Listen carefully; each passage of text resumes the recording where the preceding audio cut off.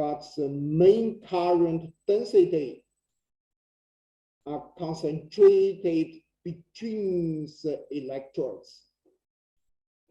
And for spacemen with rebar, the current lines are concentrated in the rebar, which is noticed by the blue color for current density and for potential.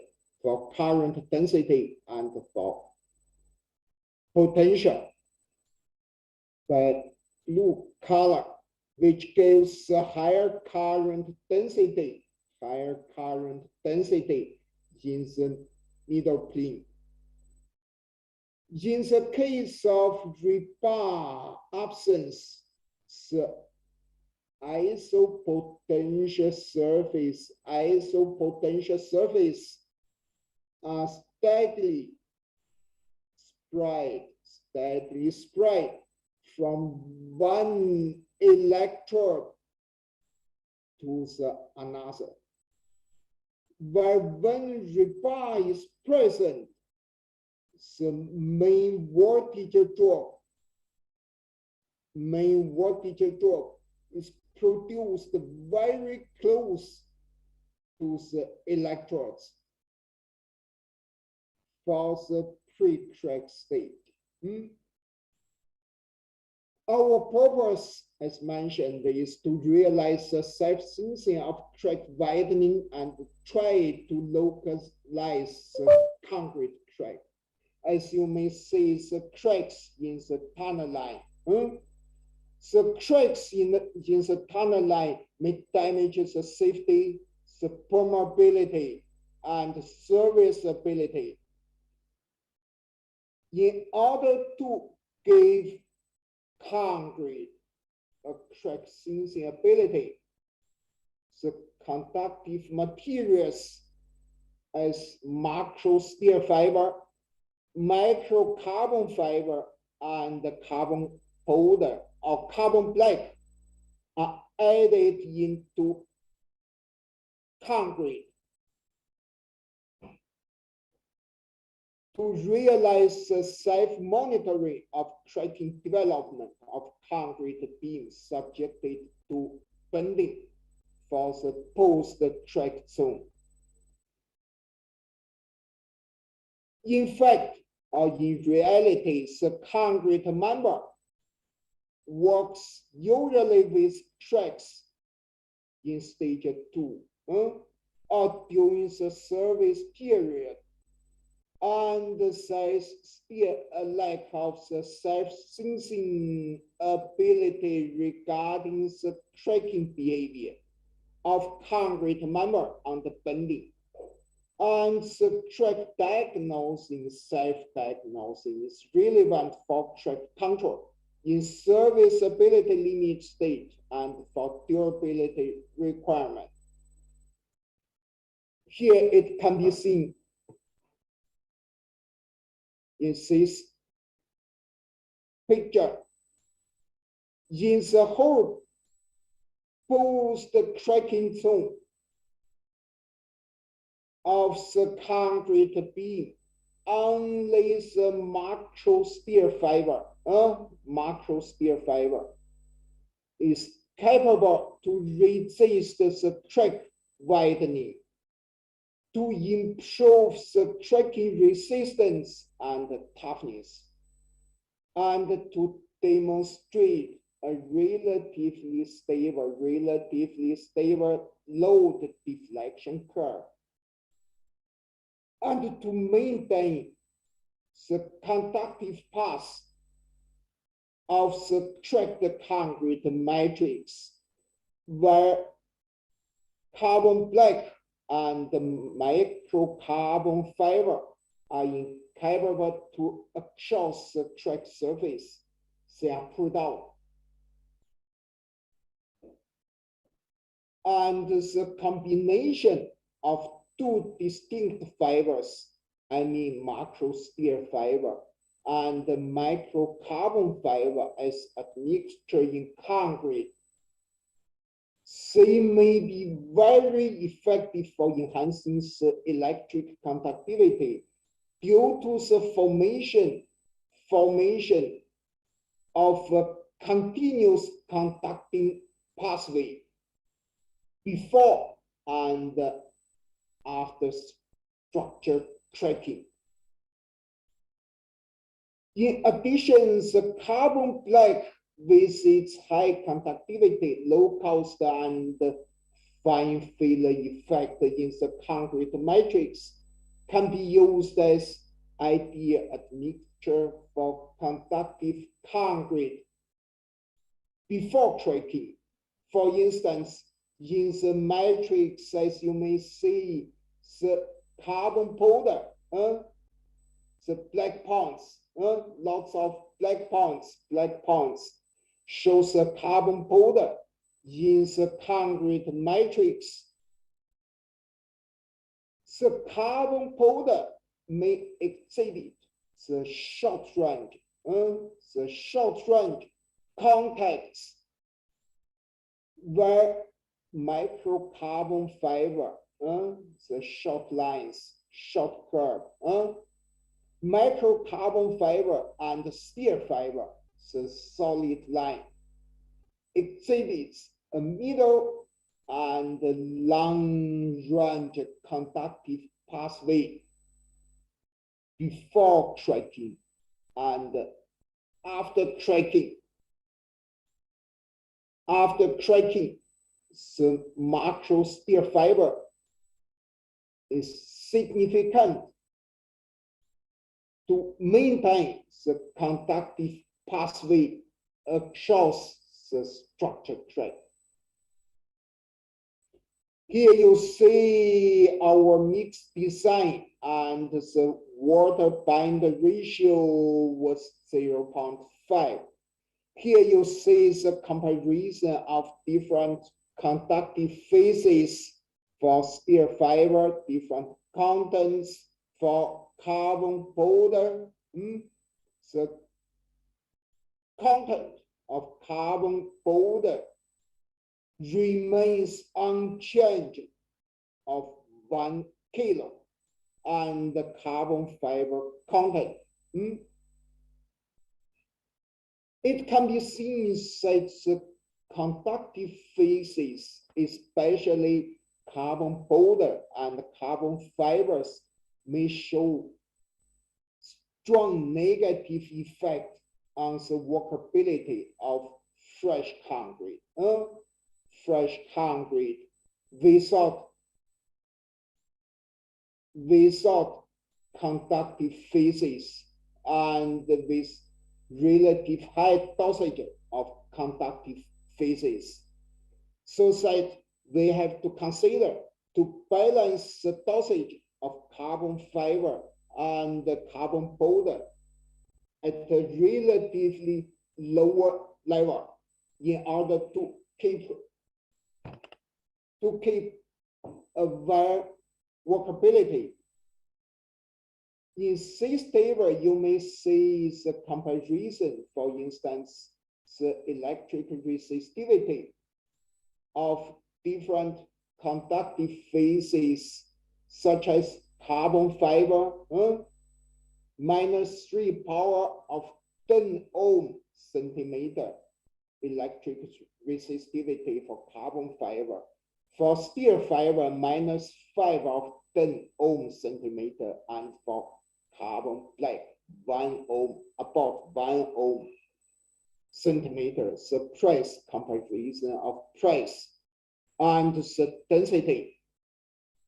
Normally, for normal concrete without any conductive phases, the resistivity varies between 1,000 and 8 power of 10 ohm centimeter.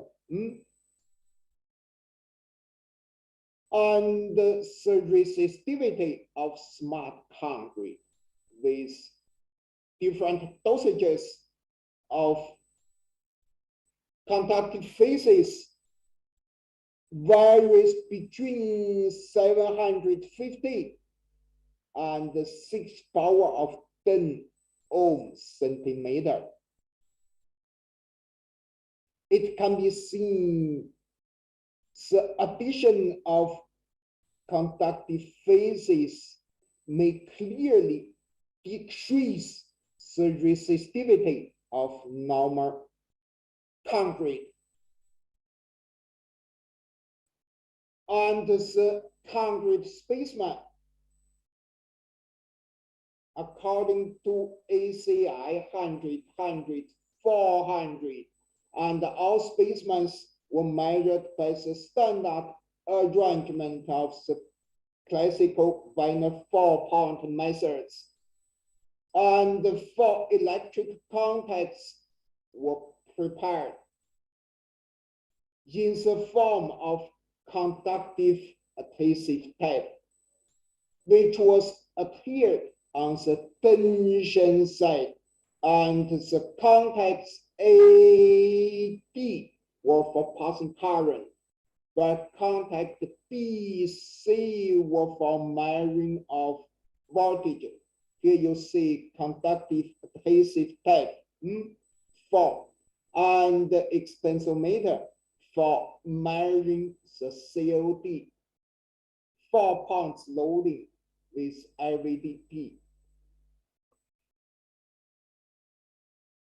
Generally, deflection softening behavior, for instance, with 40 kilo steel fiber, is accompanied with single track, and the deflection hardening behavior is accompanied with multiple track pattern, as illustrated here. So figure 15A and 15 from 15A up to 15F illustrate the load deflection curve with strain softening, and FCR deflection curve for various conductive admixtures. It can be seen also black curves shows the load deflection relation, and also blue curves shows the FCR deflection relation. FCR means the fractional change in electric resistance. It can be seen that after the first tracking, if load decreases, load decreases,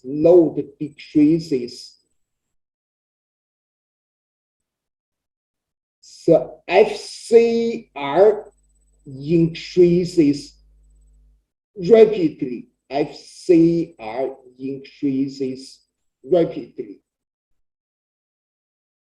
Also, in the middle of the load deflection curve,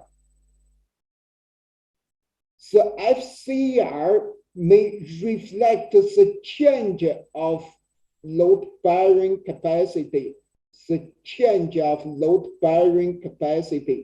very sensibly. And in the first row, the concrete member is reinforced with steel fiber, only macro steel fiber. It means the steel fiber works in the specimen as monoconductive phase. If we use steel fiber as monoconductive phase, you see there is strong noise. Even for this curve, FCR deflection curve, relatively strong noise.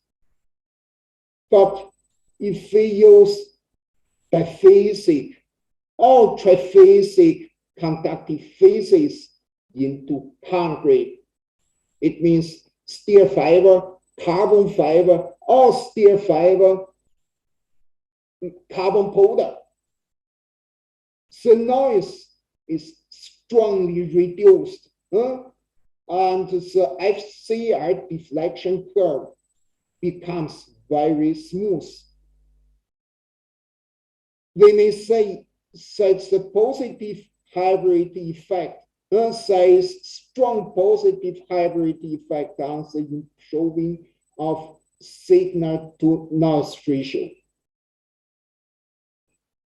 And here you see the relationship between FCR fractional change in resistance and COD track opening displacement, such a relationship on the bending. All the curves can be fitted with a linear relationship. They demonstrate a monotone increasing relationship between FCR and COD. And FCR correlates linearly with track opening displacement. And such a relationship between fractional change in resistance and the track opening displacement can be expressed by Y FCR is equal to A plus B, the slope, times COD. Similar to the previous description, if we use only steel fiber as conductive phase, the FCR-COD relation of curve may show relatively strong noise. With the addition of triphasic conductive materials or triphasic conductive materials, the FCR-COD curve become very smooth. The noise is strongly reduced. The previous discussions are mainly focused on the concrete member with softening behavior. Now we come to discuss the load COD FCR relationship for concrete member with hardening behavior. It can be seen that load deflection curve with hardening behavior with post peak point, second peak point. And the red curve shows the FCR-COD relation using triphasic conductive materials, steel fiber and carbon powder. And this curve shows the member with triphasic conductive materials. It can be seen instead of a linear relationship, we have here a bilinear relationship for FCR and the COD of spaceman with hardening behavior. And to analyze the trend of the bilinear relationship and to investigate the effect on the self-sensing property, the gauge factor, the term of gauge factor is introduced. Gauge factor means fractional change in resistance per unit COD. It's the same for the slope. And it can be seen for the bilinear relationship of FCR-COD with hardening behavior. The gauge factor in zone 2 is larger than that of the gauge factor in zone 1. There is a dividing line between the two zones. The dividing line passing through the peak lobe and is parallel to the vertical axis. In addition to the self-sensing ability of track widening, we also try to realize the self-sensing of track location. For instance, such spaceman with 40 kilo macro steel fiber and 1.5 kilo carbon border. Here you see the relationship load time curve as illustrated by the black curve and the FCR time relationship. The red curve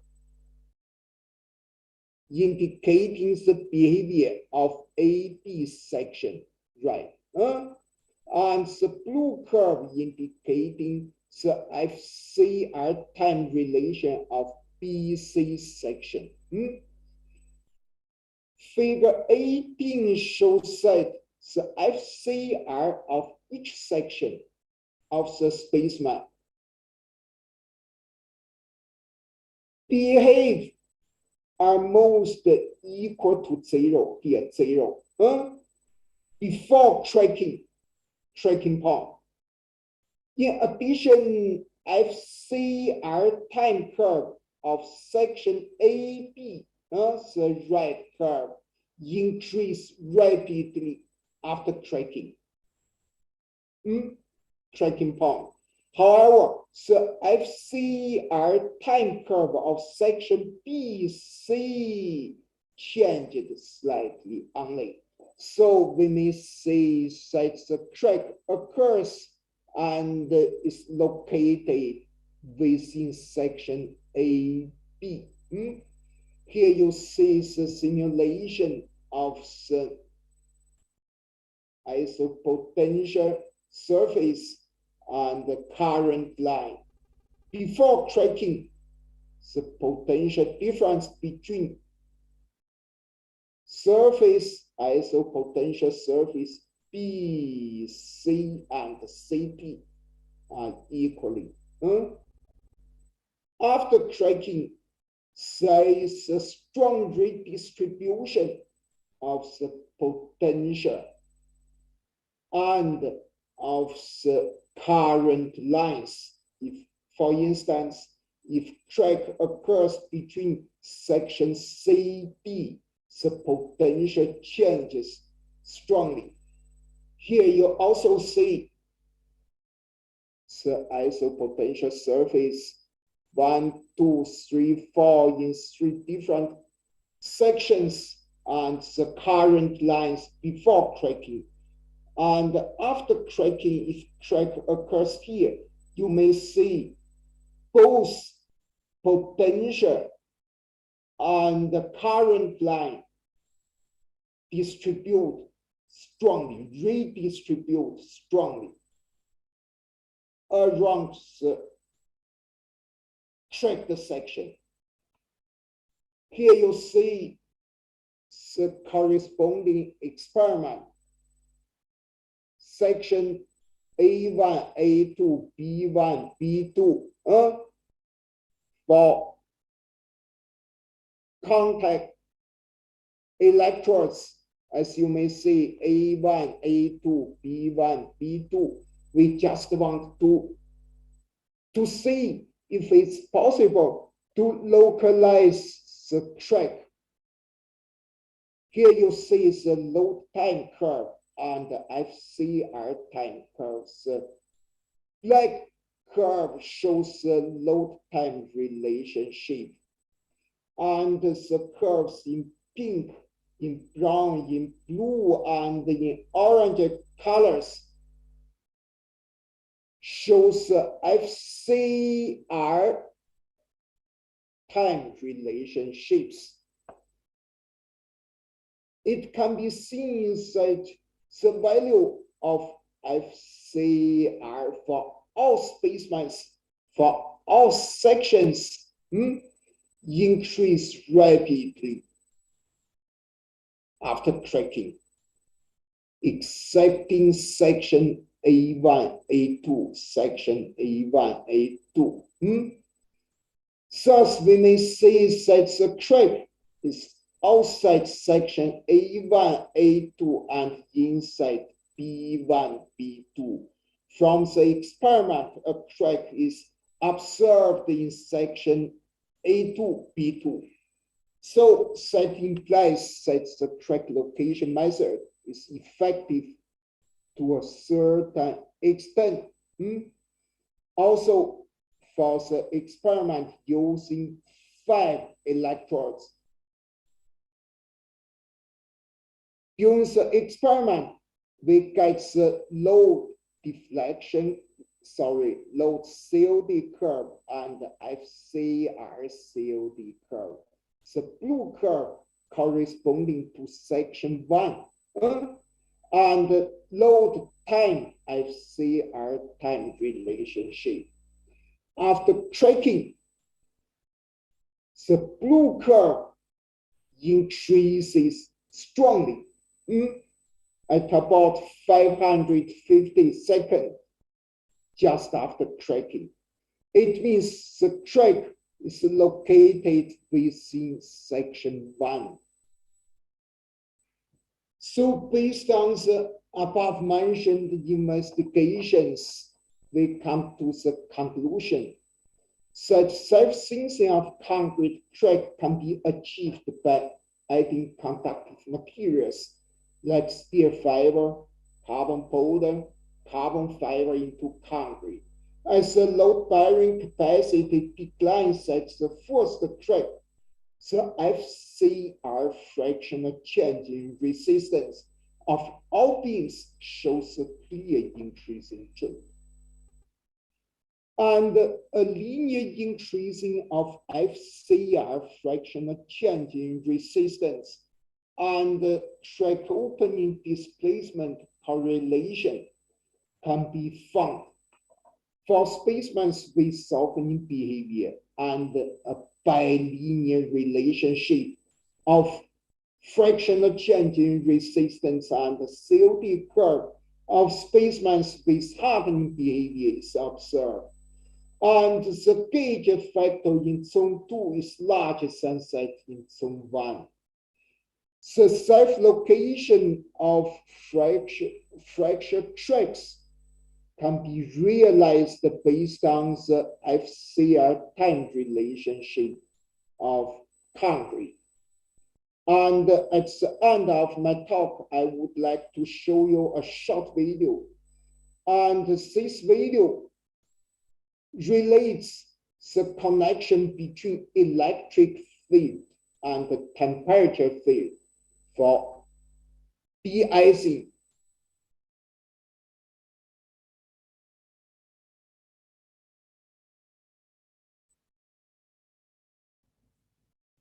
With winter comes the threat of icy roads. Ice can turn highways deadly.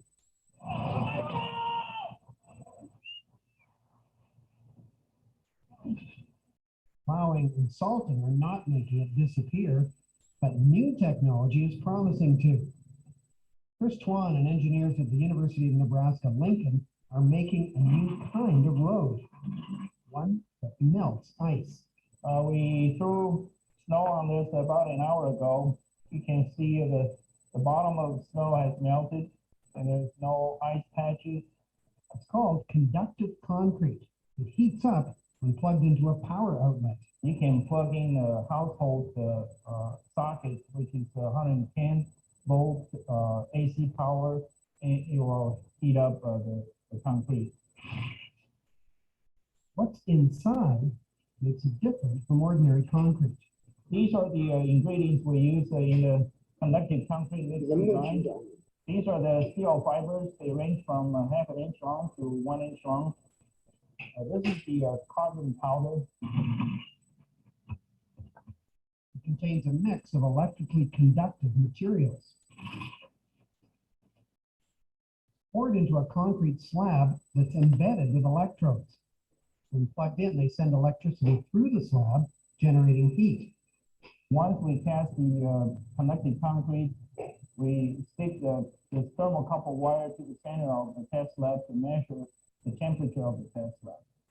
Today, they're testing the heating performance of different conductive mixes. The freezer is at a 25-degree temperature, and the test lab is hooked up to a 110-volt AC power, and we're gonna dump some snow on the test lab.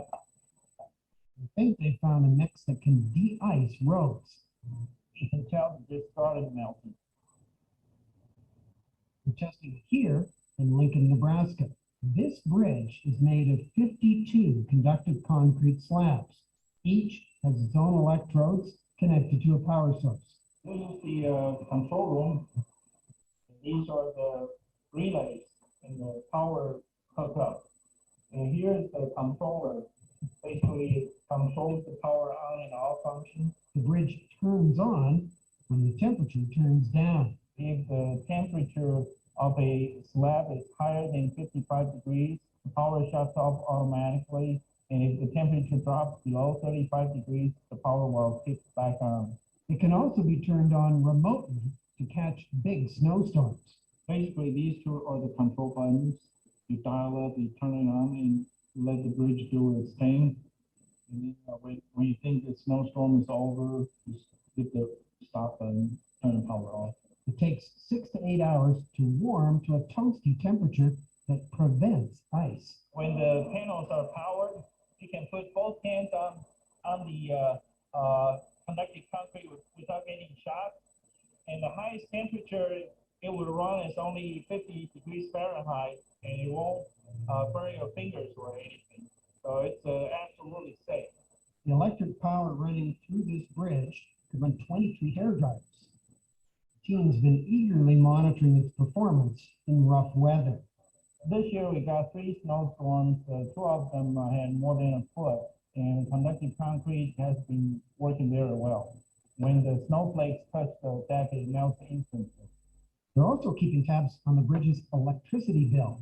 They cost about $200 a snowstorm. So compared to the other de-icing technologies, it may have the potential to become the most cost-effective de-icing technology. It's not cheap to build these roads, but once the conductive concrete is poured, it needs little maintenance. Lab tests show it's almost twice as strong as regular concrete, and its overall benefit is priceless. 10 to 15% of all roadway accidents are related to bad weather. Using this technology, you would avoid all the icy bridges, so that would potentially save lives. The application is not just limited to the highway bridge application. You can implement this technology for the sidewalks and driveways, because a lot of people during winter, they slip and fall and cause injuries. They'll spend a couple more winters gathering data, and if it works, conductive concrete could not only provide safe travel, it may relieve us from the backbreaking shovel. Okay. So thank you. Thank you for your attention. Thank you very much, Professor. We are a little bit out of time, but I think there is space for at least one question. So I will give the floor to the audience in order that they can make a small question. There is a lot of, I think there is a lot of students making research in fiber reinforced concrete that would like to make some question. No? So if there isn't, we will save here some time. Oh, there is one. Professor Barroso Aguiar is going to make you a question. Hello.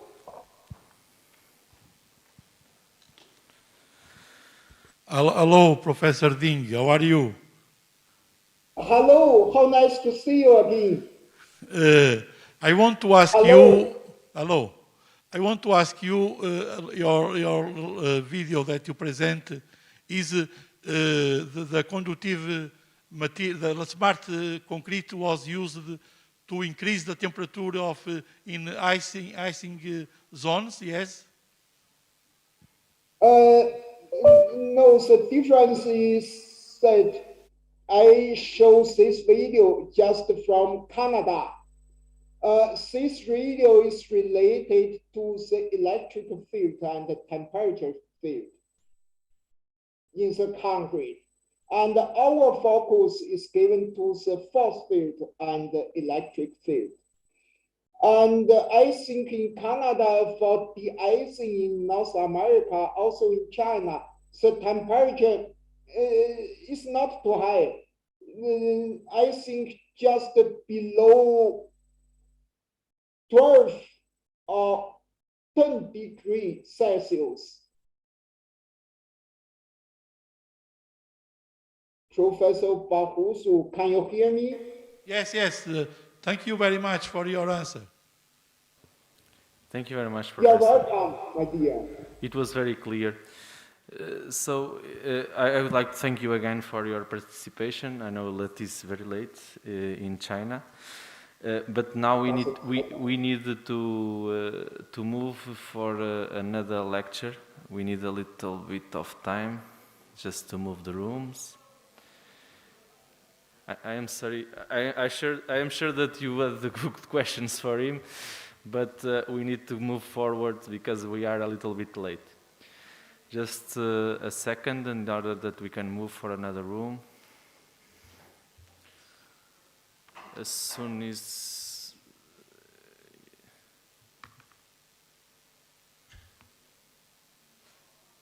Okay, they are still moving.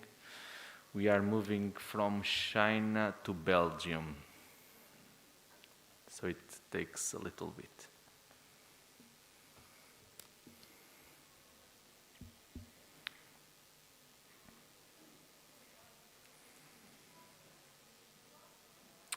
Okay, I will start introducing the next presenter in order that we can save some time. So we will have Professor Cedric Vouille from the University of Antwerp, Belgium.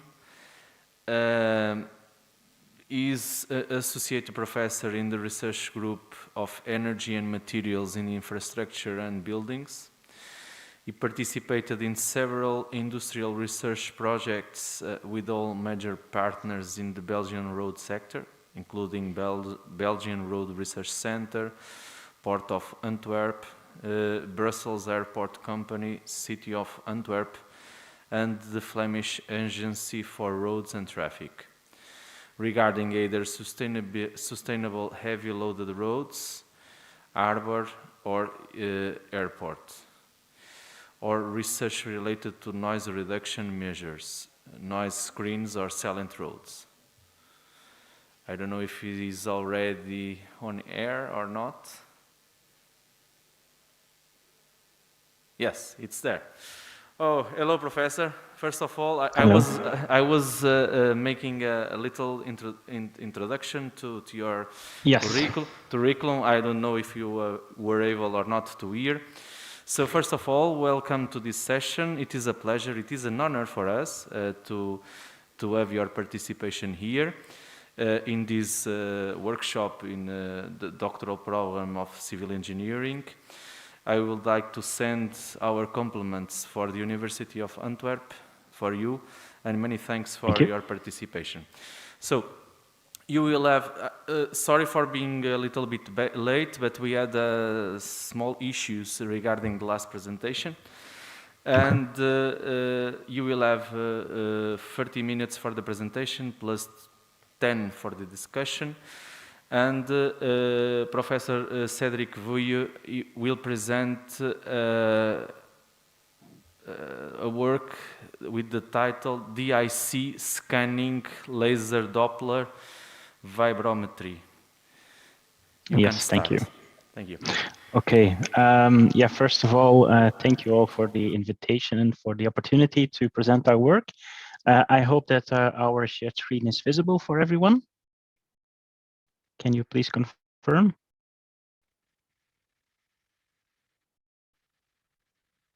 No? Yes? Yes, yes. Okay, thank you. Yes, so I'm Cédric Fay. I'm a professor at the University of Antwerp, and I've also invited my colleague, Dr. Navid Hasheminejad, who is a postdoc and used to be one of my PhD students. And he did most of the work, so I will start the presentation and I will give him the word in a later stage. So DIC and SLDV, two abbreviations, but we will make that clear in a while what they mean. You switch to a pointer, right? Sorry.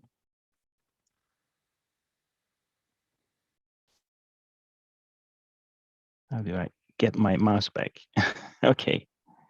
So content of today, who are we? I think it's important that we first start shortly. I will try to keep it short so that you know who we are and what we do at university in our research group. Then shortly what DIC and SLDV stand for so that you also know what its basic principles are and maybe see some potential in using it for your own research.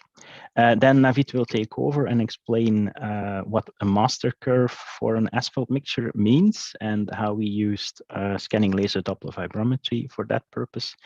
And then crack propagation and healing using digital image correlation, and then some short conclusions.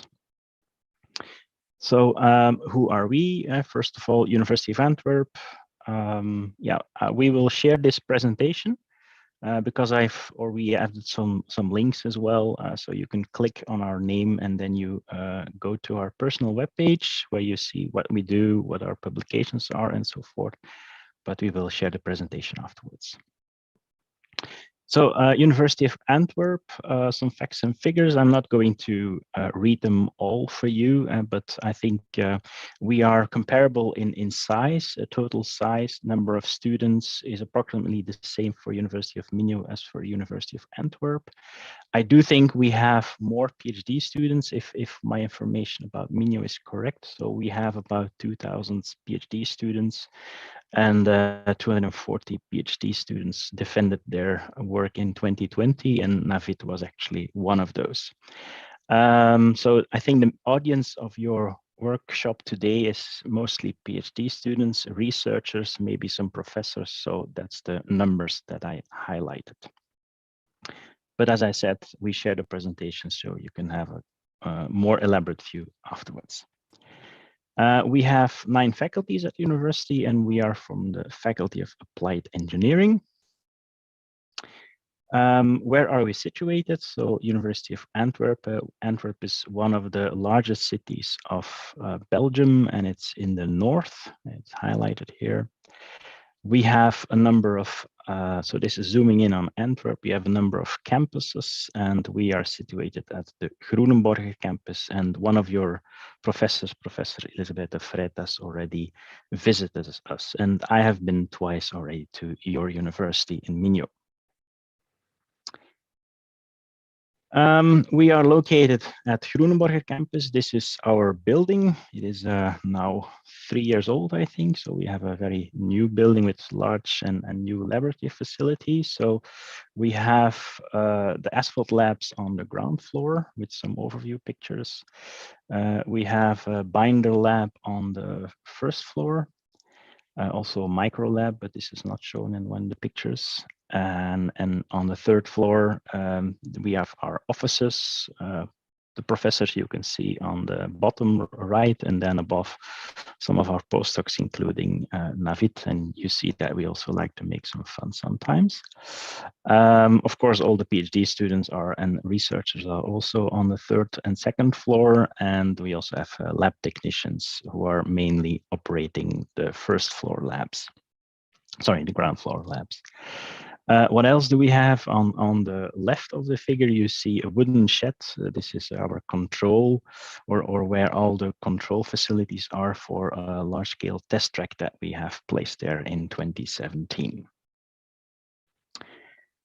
Our research group consists of two parts. I've seen from the program that a lot of you are from construction engineering, most of you, but not really related to road engineering, also about sustainability or the built environment. So I thought it's interesting to show that we also have people working on that. So we have two sections, BEAST, it's the built environment assessing sustainability.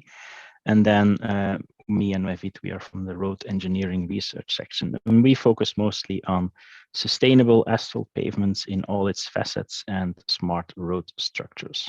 We also have some overlapping research expertise like life cycle assessment, asphalt collectors, which are included in that test track that I just shown you, and then non-destructive testing like the optical measurement techniques that Mevit uses mostly. So you can scan this QR code, or you can also click the ResearchGate button to go to our web pages. Zooming in on our section, sustainable asphalt pavements, that's related to aging and healing. Healing will be dealt with in a little bit later.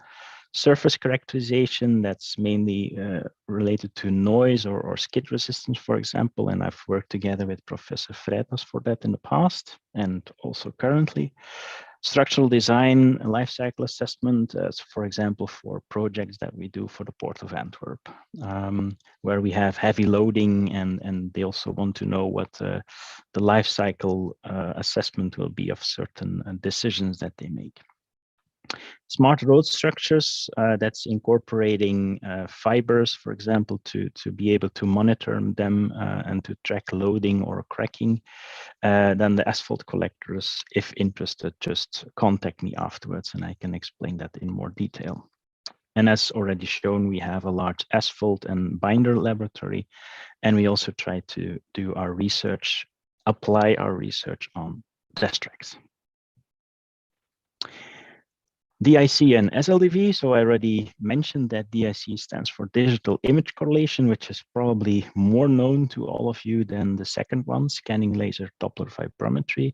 I did my own PhD research also mainly with the last one, with Scanning Laser Doppler Vibrometry. So what is DIC? What components do you need? You need one or more high-speed cameras that can take digital images.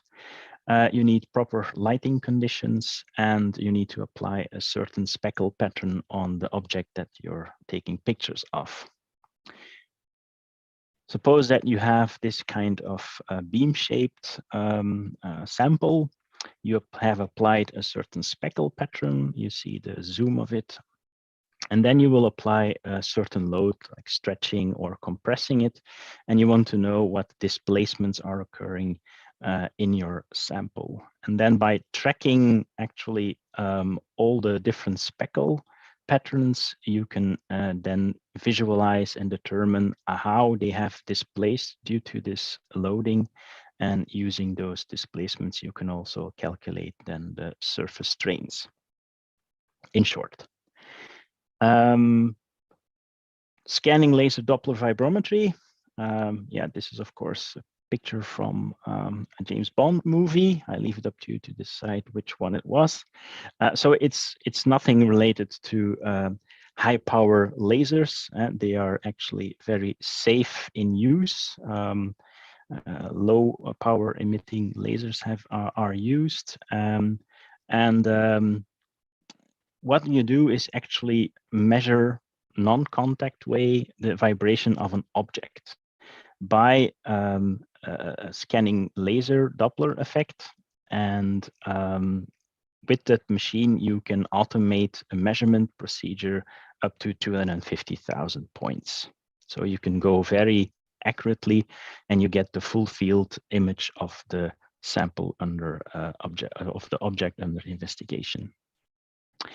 What you do is you have a reference beam and a measurement beam in your equipment, and by superposing them, what you get as a result is the Doppler shift. And so you have here in the animation, you have a moving plate, and you see that your measurement beam is changing, and the frequency is changing, and that's what you will see as your Doppler shift. And by doing some simple calculations, which are automated in your software, you then get the velocity of your plate, or even your displacement or your acceleration. If for those who are not really accustomed or are known with the Doppler shift, you have the acoustic Doppler effect as well. In this animation, you see a normal sound source not moving. And of course, you see the frequency is stable as the sound waves have an equidistance between them. And then when the sound source start moving, you see that the sound waves are getting closer or further away from each other. And this we, of course, observe as a change in observed frequency, like you have with an ambulance approaching or driving away from you. And the same principle can be applied with that optical measurement technique. And on the bottom graph, you see, of course, Sheldon from the Big Bang Theory with a t-shirt showing the Doppler effect.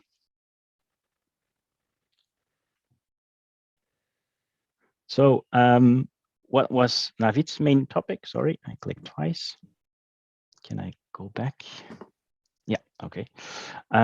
So Navid's PhD research was applying those two optical measurement techniques, which are often used in mechanical research purposes, even in the construction sector, for example, using SLDV for structural health monitoring of large infrastructure objects like bridges.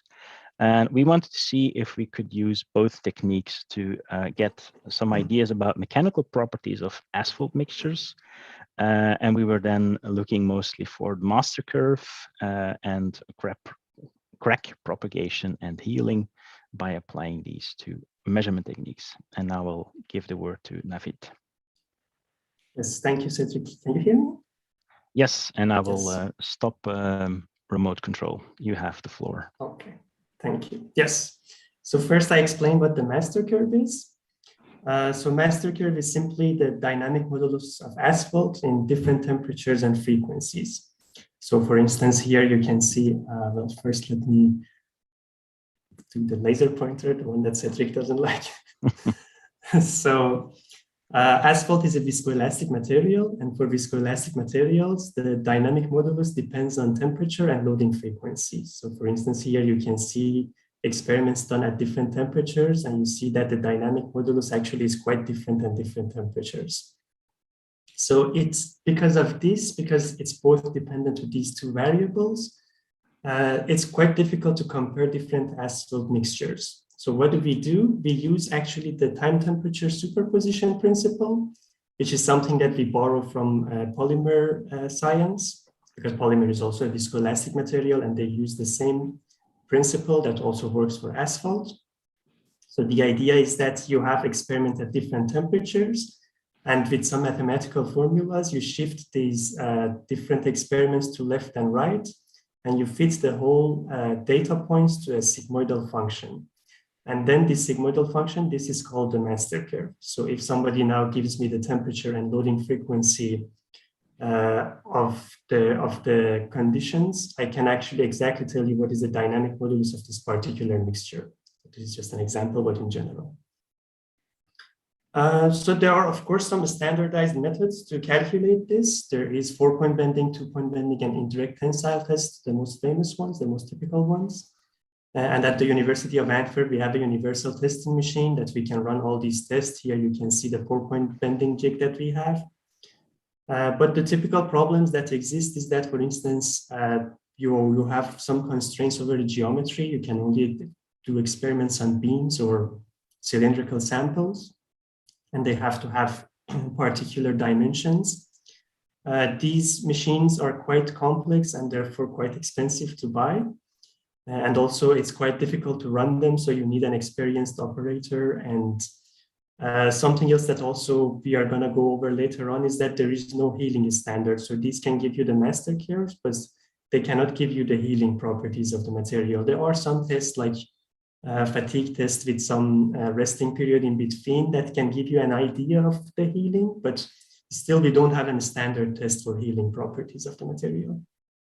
And in general, you normally do tests at 5 different temperatures, for instance, and 8 different frequencies that fall into this range, and you can form the master curve with this. But we said, okay, is there any way we can use some novel systems, the systems that Cedric just explained, to improve these problems, to improve these tests? So we said, okay, let's do some model analysis experiments. In model analysis, the idea is that you have a specimen and you want to find the dynamic behavior of this object. So the idea is that you apply a force. It could be with a hammer or with a shaker, which is actually what we used in our experiments. And the idea is that you apply this force at all different frequencies, so the frequency range that you want to investigate. And then you have to conduct some measurements. You can, of course, use accelerometers, but then you are putting some mass on top of your object, which is not something we wanted to do. So we use the laser Doppler vibrometer, the system that Cedric just explained.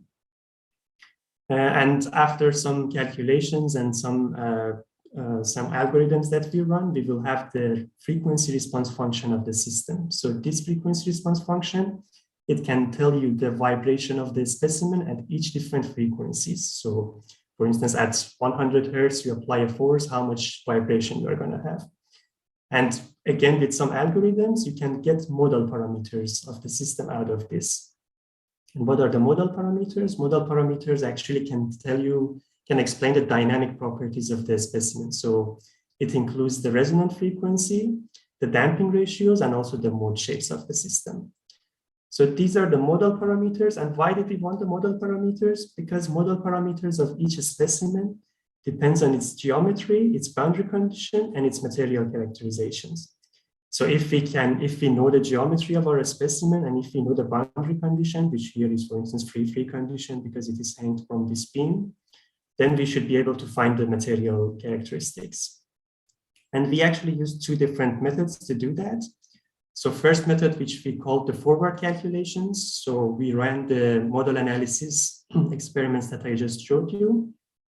So this was the specimen, and these dots are where the laser is going to do the measurements. So we did the experiments, and after the experiments, we ran Polymax Estimator, which is an algorithm that can find the resonant frequency and also the mode shape. So this is this here, the bottom picture. The animation, you can see the first mode shape of the specimen at its first natural frequency. Of course, we have all the mode shapes at all different natural frequencies. This is just one example. And then after we have this, we use Timoshenko's beam theory.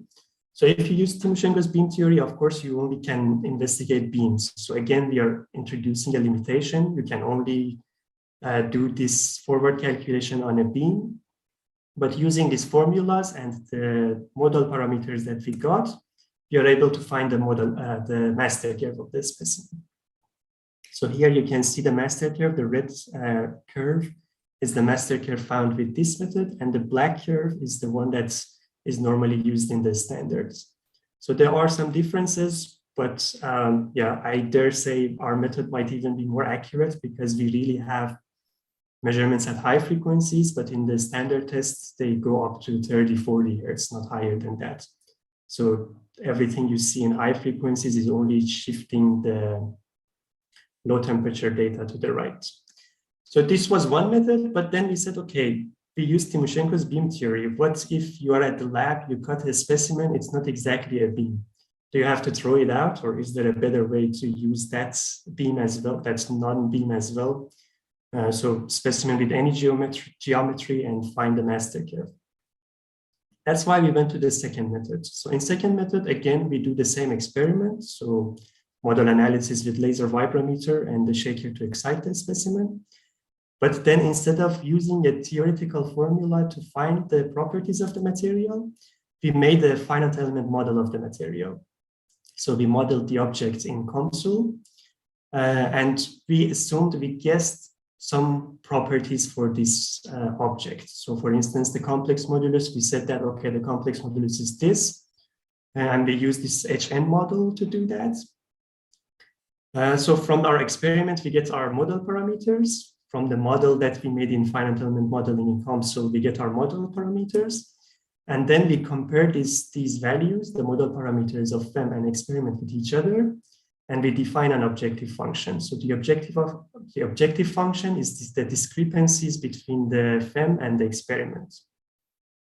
Now, by optimizing this initial value, that the complex modulus that we guessed, and minimizing this objective function, we are gonna get the master curve of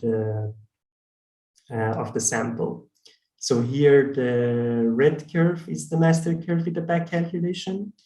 At high frequencies, we actually found quite good result. At low frequencies, we had some issues, and we kind of have an idea why that happened, because we actually had a specimen that didn't have any resonant frequencies at low frequencies. So we didn't have so much data point here, but at higher frequencies, lower temperature, it worked quite well. And the advantages and disadvantages of these methods. So the forward calculation, the biggest advantage of this was that it also provides damping information. It has less limitations over the dimensions, but still, even though you have less limitations over the dimensions of the specimen, you need a beam. And that is where the back calculation is very strong, because in back calculation, you don't have any geometric limitations anymore. So you can just have any kind of a specimen that you can model.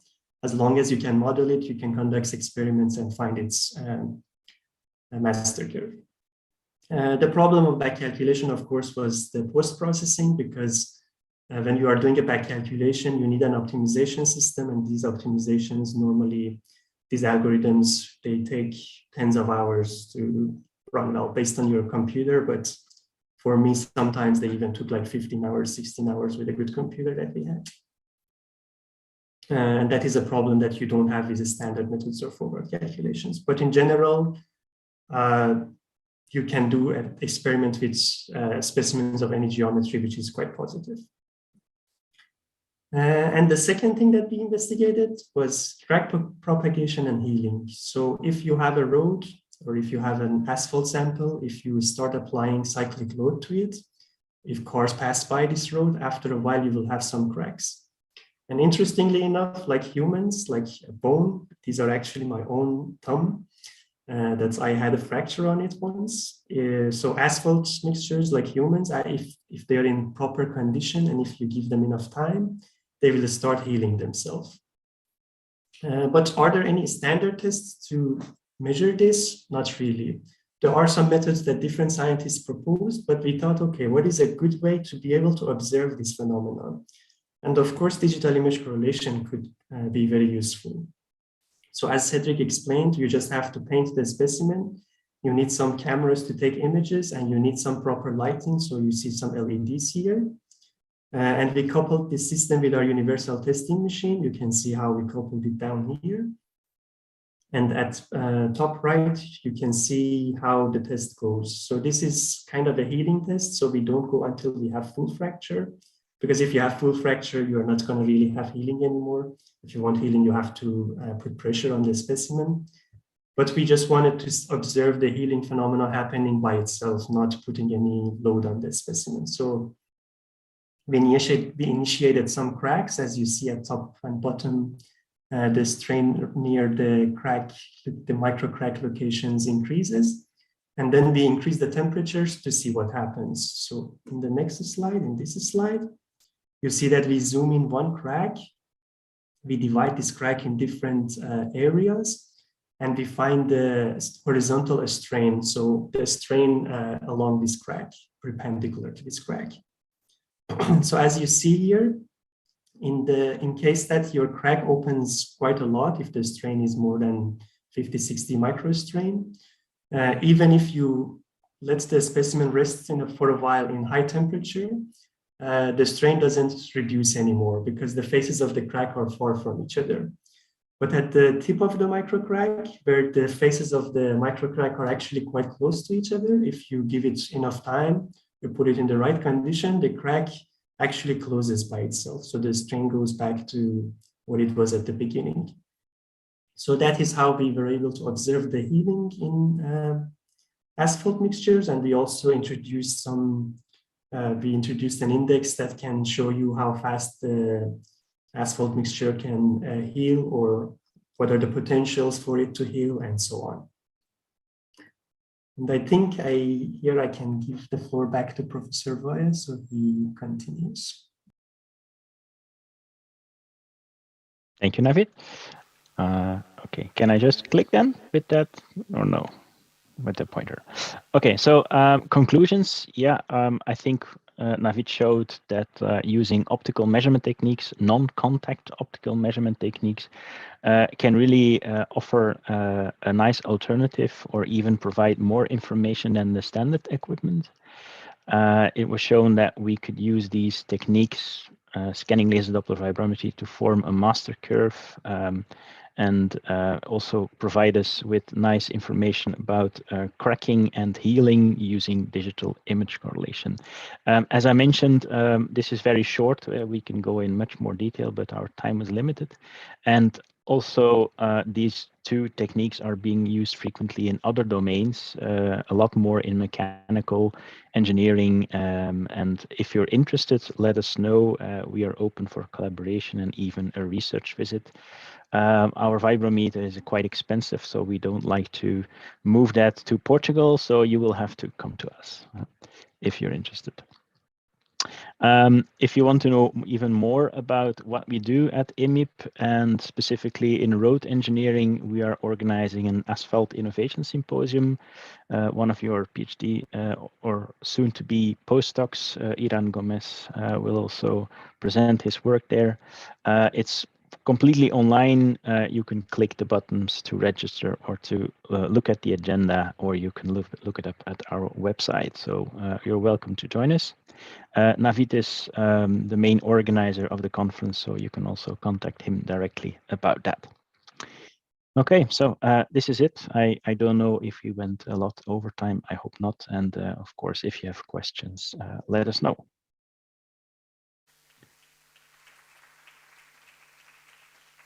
I think we're here. Thank you.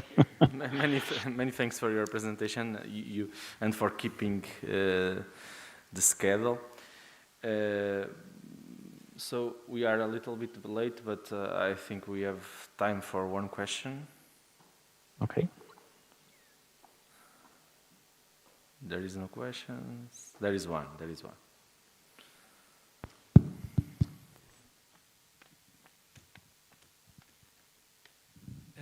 Congratulations for the presentation. It's very, very nice. Well, if I understood well, in the indirect method, you combine experimental data with the DIC with the finite element methods. But you are only calibrating the Young's model. I know that this is reasonable, but mainly for linear elastic. But even in linear elastic, we have the Poisson coefficient. Poisson coefficient is not relevant in this analysis. This is my first question. Because we have two parameters in linear analysis. Yeah, I'll let Navid answer, because he went really deep in comparing the different models. We have analyzed different, maybe 5 or 6 different models, going from linear to linear, elastic, plastic, and so forth. And he also took into account the Poisson's modulus in some ways, but I'll let him go into detail about your relevant question. Yes.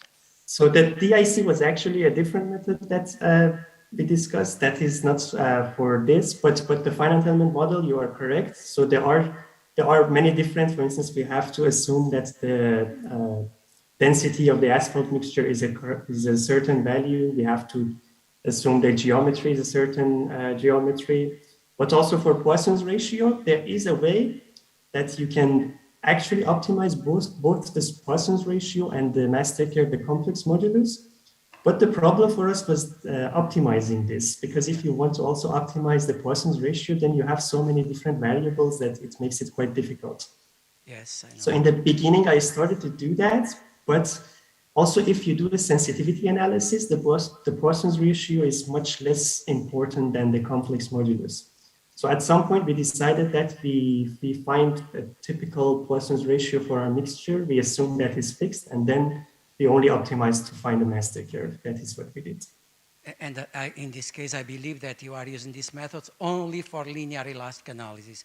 Because if you have micro cracks, so we have more another set of variables that is totally impossible to optimize. Yes. So the first part of the presentation, that was indeed only for the linear elastic. We don't apply so much force. The deformation is quite small.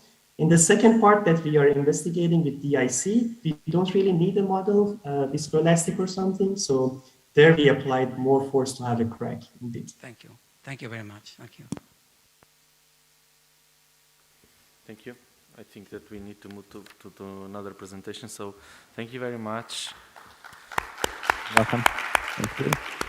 Thank you very much, Professor Cedric Aruyo and Navid. Now we are moving to the presentation of Monica Ariza.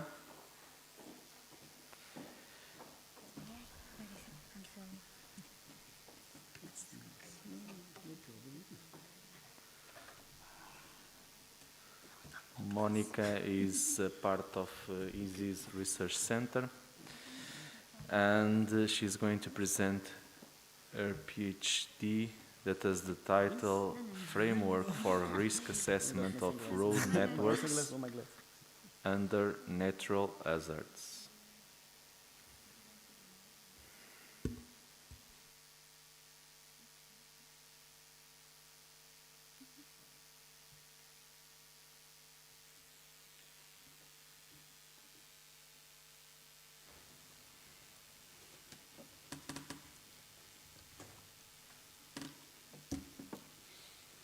Okay, so good afternoon to everyone. I'm going to present part of the ongoing work of my PhD, which consists on the development of a framework for risk assessment of road networks under natural hazards. So during this presentation, I'm going to give a brief introduction about the motivation for this research, and then a general overview about the estimation of network level risks, and then I will introduce the proposed framework, followed by a demonstration example, some preliminary results, and I will conclude with some final remarks. So efficient and secure transportation networks are essential for any modern society. However, there are several threat scenarios which are affecting them every day, such as, for example, increased traffic demands, aging and deterioration processes, and natural hazards such as earthquakes, and others that are being exacerbated due to climate change effects, such as the ones that we have in the lecture this morning.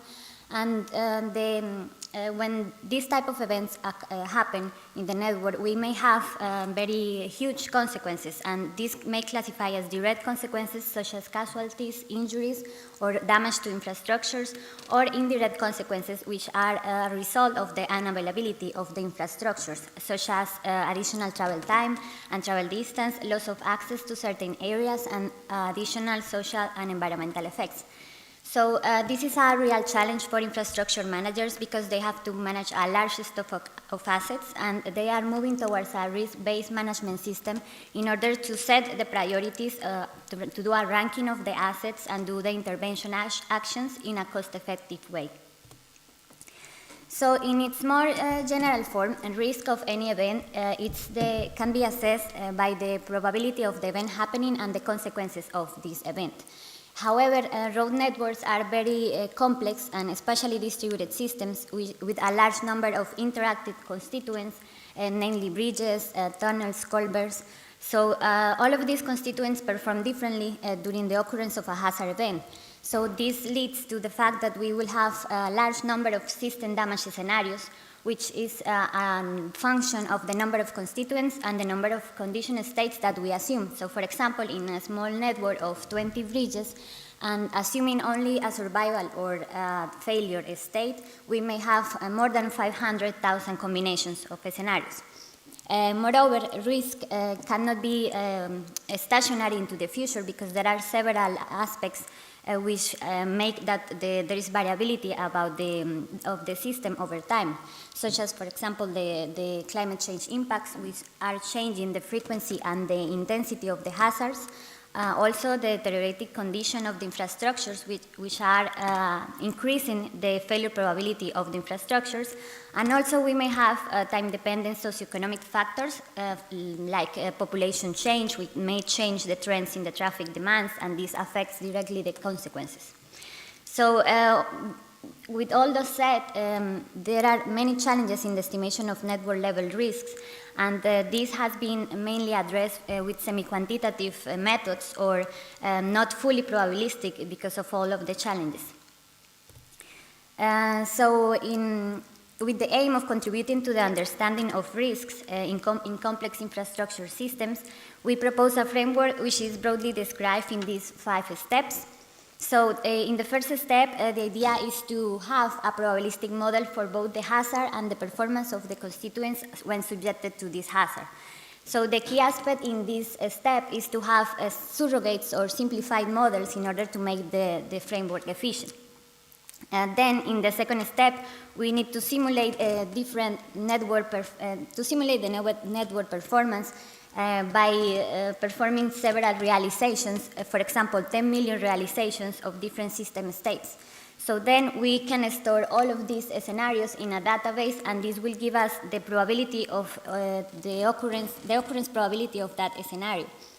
Some of these will come out with a very low probability, such as that the consequences don't matter. So we need to set in a third step a probability threshold in order to identify which are those relevant scenarios. And for those, in a fourth step, we should quantify the consequences and then estimate the network level risk. And also, we introduce the fifth step, which is to build a surrogate model for a system performance indicator. It could be, for example, the traffic flow in a specific part of the network where we are interested about. And this will allow us very straightforward to perform a sensitivity analysis, which help us to understand how the inputs from the probabilistic models are propagating over the system and how they are driving the system performance. So the proposed framework is demonstrated in an application in a benchmark road network in Sioux Falls, USA. It is assumed that we have 12 bridges, riverine bridges, which are subjected to flooding hazard, and all of the data used for this example is retrieved from open source databases, which are shown here. So for the first step of the probabilistic modeling of the hazard over time, we need to select a global climate model and an RCP, and we need to retrieve downscale climate data from those. And at the same time, we need historic climate data and historic stream flow data in order to train, for example, a deep learning neural network. We can also train another surrogate, or we can have another type of model in order to have this relationship between the climate data and the stream flow. And then we will use that trained neural network in order to predict the stream flow for the future years. And then with that prediction, we can perform a linear regression and obtain a climate change potential, which afterwards we will use to shift the mean value of annual maximum flow. And in that sense, we will have the probabilistic model of the hazard over time. On the other hand, we will have to, we need the probabilistic model of the bridge performance over time. So in this example, it is assumed that all bridges are exposed to flood-induced scour. So in this failure mode, we may have several types of failures, such as, for example, pile failure given axial and flexural loads, shear failure under lateral loads, or exceedance limits of lateral deformations or rotations. However, due to data availability constraints, we are assuming only a simple limit state equation of the scour depth and taking into account the bridge foundation depth. And also to take into account the deterioration effects on the capacity, we are assuming that there is a soil cover loss over time due to the accumulative scouring action and long-term degradation. So in the second step, we use the probabilistic models to simulate the performance of the network, and we get 1 million realizations of different states of the system, which are stored in a database. And then in the step 3, we set the probability threshold. In this case, we set the probability in 10⁻⁶.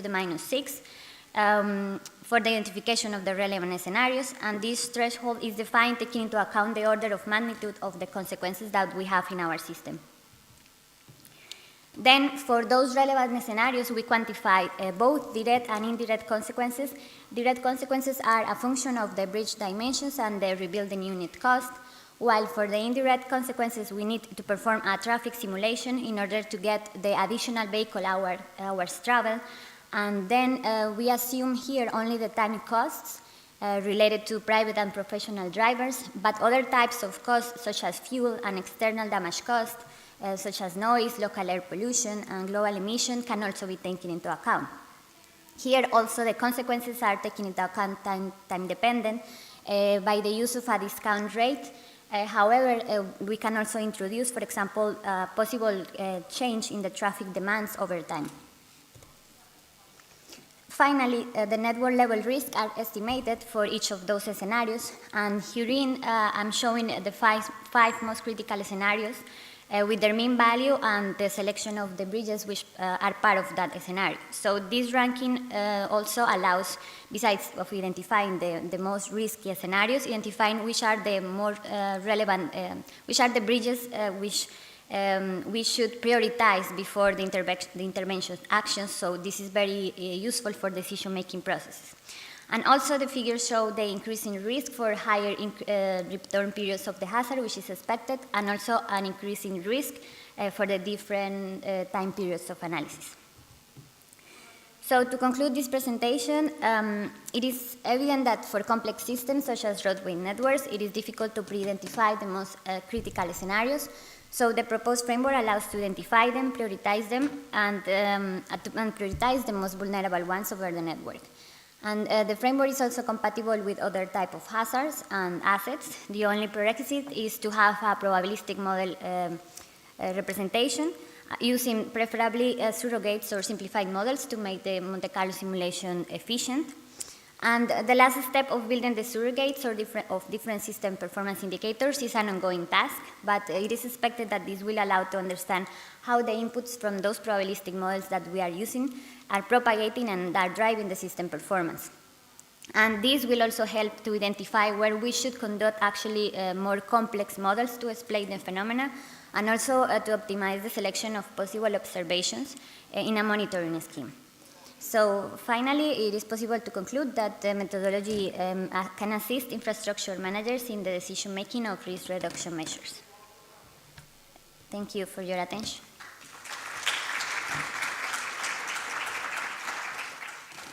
Thank you, Monica, for presenting us a study that is very interesting in order that we can manage adequately our infrastructures. I will give the floor to the audience, but first, I saw a slide in your presentation where we have payback periods of 1,000 years, if I saw it correctly. Could you please explain what is the meaning of those results? 1,000 years of payback, return of investment? No, that's the return period of the hazard. So the return period of the flood. Okay, so it's the frequency. to relate to the annual exceedance probability of only of the hazard, the flood so event. I was analyzing badly that graph.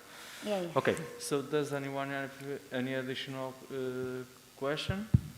Yes, there is at least one there.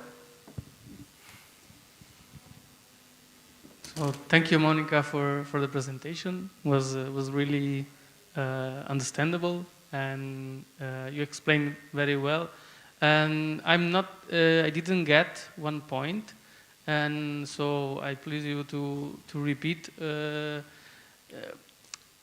results are based on the failure of one bridge per each simulation or in one simulation there is also multiple failure of bridges, or is like a black swan, or can you please explain? Thank you. Yes, thank you for your question. Well, in this specific case, for example, the results led just to the failure of one bridge per scenario, but the idea is that the simulations will reveal which are the highest scenarios with the highest risk. So actually you can have at the same time two bridges failing. So that's the idea, not to, because most of the existing frameworks are doing exactly just that, just analyzing one bridge at a time.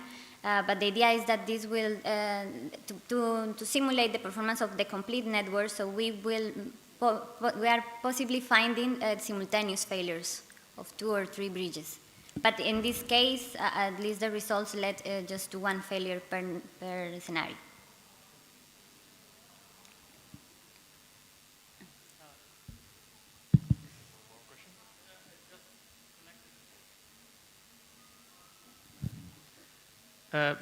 Just something that you said now just popped me out in my mind that you might also consider the, let's say you are applying this to a small scale network, right? Which is the size of the network? In the application example? Square kilometers somehow. Yeah, just 12. 12 square kilometers. Mm-hmm. So if something happened, of course, the return period of the flood could be the same for all the streams. But in a larger scale, you should also consider the spatial variability. Of course, the complexity increases. So I would just say thank you for the explanation and that new thoughts arise. Yeah, thank you. Thank you very much. There is another one. Here in the final remarks, I see clearly says that it's with other type of hazards and assets. Can you jump please to the slide number 8? Can you repeat, sorry? Can you please jump to the slide number 8? 8.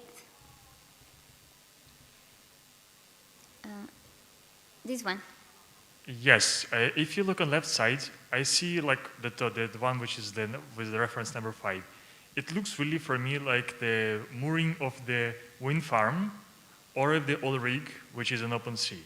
So I also on the right side, I'll see the similar pictures because we've been discussing that in my group several times. So my question is, if this is the initial hazard can be tsunami, imagine, and if this amount of the moorings or this sort of the things can be impacted by this cover, which can be imagined the park of the wind farms or the oil rigs. I'm sorry, I didn't understand you very well. But if you are asking if we can implement the framework with any other type of hazard, what I mean is that you just need to have a probabilistic model of the performance of the structure, being a culvert, being a bridge or a tunnel. So what I suggest is just you can develop a finite element model. In this case, in this figure, for example, one of the examples, this here, this was developed with a kind of a finite element model software. So, but the idea is that you need to develop, for example, a surrogate, because these ones are very time consuming, so you cannot implement them in a Monte Carlo simulation framework because that would be very time consuming.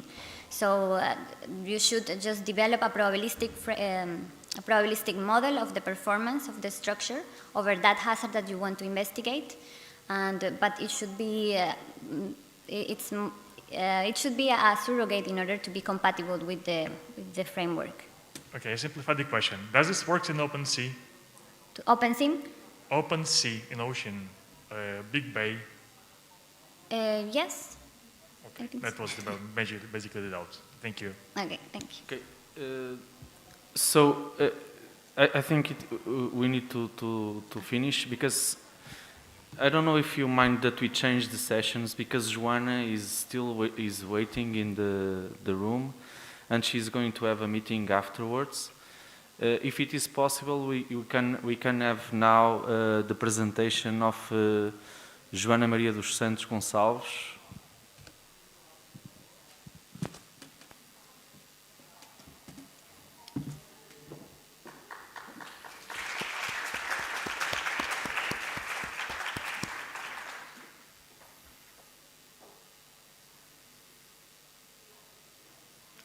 Joanna, are you there?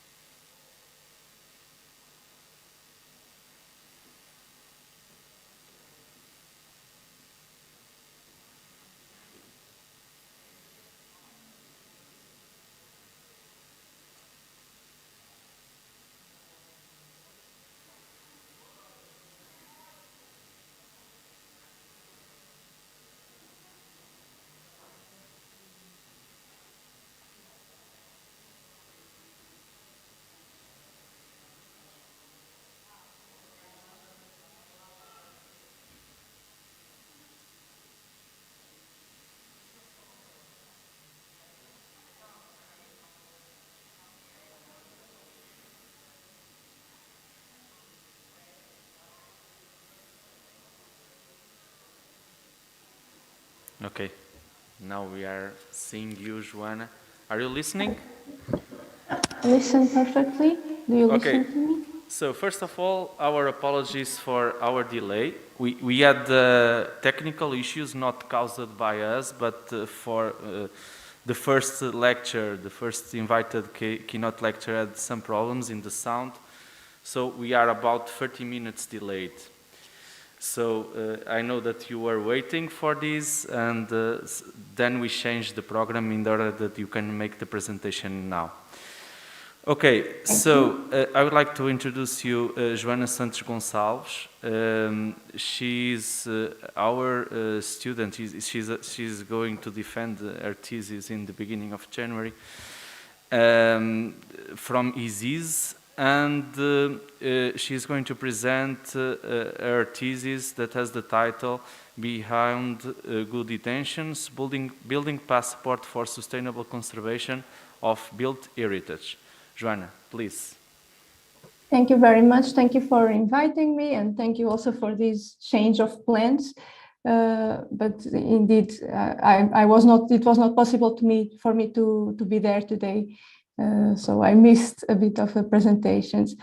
I will share my screen. I think that's possible. Yeah. And I will start my presentation. Yeah. Okay. So the title of this presentation, as Professor Ricardo Mateus just introduced, is Beyond Good Intentions, Building Passport for Sustainable Conservation of Built Heritage. And this title itself has a lot to be explained already, and that's where I will start. So first, to start understanding what was my research, we need to understand what is heritage, because that's a very broad concept.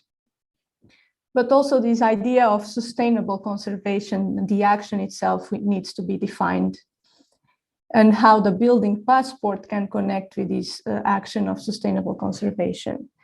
But the first part of the title, the Beyond Good Intentions, expresses already an assumption that there are good intentions in this field. But beyond identifies the problem. So despite good intentions that might or not exist in the field, they are not enough. And this is the structure a bit of what I will present today and what is behind this title that I will explain. So starting from the main concepts, heritage and sustainable, they are often understood as opposite and contradictory concepts. So we cannot conserve everything and be sustainable at the same time. However, if we look at the definitions, we see that these two concepts have actually a common goal related to avoiding waste and destruction of valuable resources. But what are these valuable resources then? Heritage.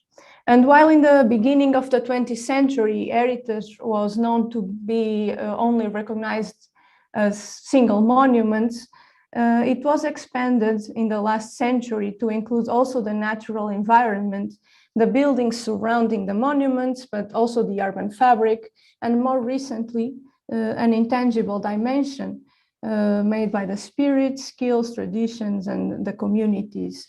And the Historic Urban Landscape Recommendation in 2011 defines heritage as an entire ecosystem. And if we look also to the concept of environment, it also expanded to go from the natural settings to include the man-made constructions and buildings, but also includes the people, communities, functions, traditions, and ambitions. So we see that there is here an overlap into these two concepts.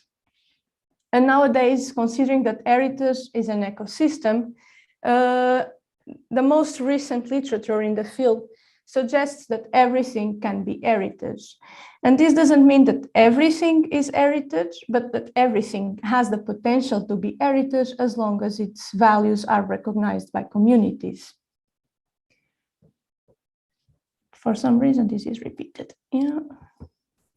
So the concept of sustainable conservation refers to a temporal line that includes past, present, and future. It concerns all the processes of management of change of this ecosystem that we inherited from the past in a way that can benefit present while retaining values for future generations. And this approach has been explored in the international standards and recommendations for heritage and sustainability. And more recently, in 2015, the United Nations included for the first time the importance of heritage in the Sustainable Development Goals. So we see that, as suggested by the title, there is good intentions in this field. However, it's not yet enough. If we look at the sustainability in the building sector, and I believe you have been doing so during this day today there in the University of Minho, but we see that the building sector is responsible for 1/3 of all waste in the European Union, and that only 3 to 4% of all the materials in the construction are reused. And we see here in the case of the Netherlands, where I conducted most of my practical research, that more than 10,000 buildings were demolished just in 2020. So considering that there are good intentions, but it's not enough, the research question developed is how to improve designers' attitudes in order to achieve behavioral change towards a more sustainable conservation of built heritage. And this too needs a bit more of explanation. So why behavioral change? This comes, of course, from the background that I just explained. So something needs to change. We are not doing enough yet. And also, why designer attitudes? And this is an assumption that is the part that I will explain where this comes from in the next steps.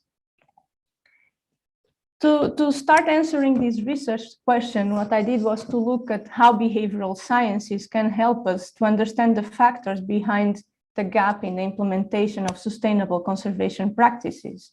And I did so by using a systematic literature review, crossing these 3 fields that you see here, behavior, sustainability, and heritage, that identified more than 1,000 publications that were then screened, assessed, and analyzed qualitatively. And this allowed to understand that when we talk in built heritage studies about behavior, there are different types of behavior. In one hand, the structural one, the energetic behavior, the spatial behavior of users, but also the psychological behavior. And these 2 first ones, the structural and energetic one, are related to the behavior of the building itself, while the spatial is more related with the users or the people that interact with those buildings. And when talking about the target groups in human behavior studies about built heritage, we see that the main target group are tourists, but also communities. However, practitioners and decision makers are absent in the literature. Despite being absent in the literature, it allows us to understand that the theory of planned behavior is one of the main theoretical frameworks used to understand the relationship between intentions and behaviors. And this theory tells us that the attitudes, so the personal beliefs of the individuals, the things that motivate us, that we believe, that are our individual set of values, influence our intentions and thus our behaviors. But also subjective norms affect intentions. And subjective norms are not just the laws or policies, but the perceptions that individuals have of those laws. So what we think society expects of us. But attitudes and subjective norms are moderated by perceived behavioral control. And this is very simple to understand if you think about ourselves.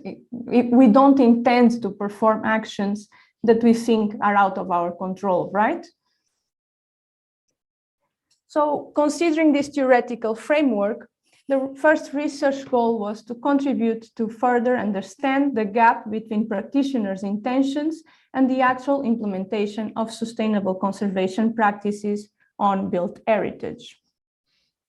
And for that, we started by doing a survey to practitioners in Portugal, and also an international focus group with practitioners. We found out that there are positive attitudes, so practitioners are happy and enthusiastic about giving continuity to this inheritance from the past, but there is also an external locus of control, meaning that they attribute the failure of the implementation to other stakeholders in the process.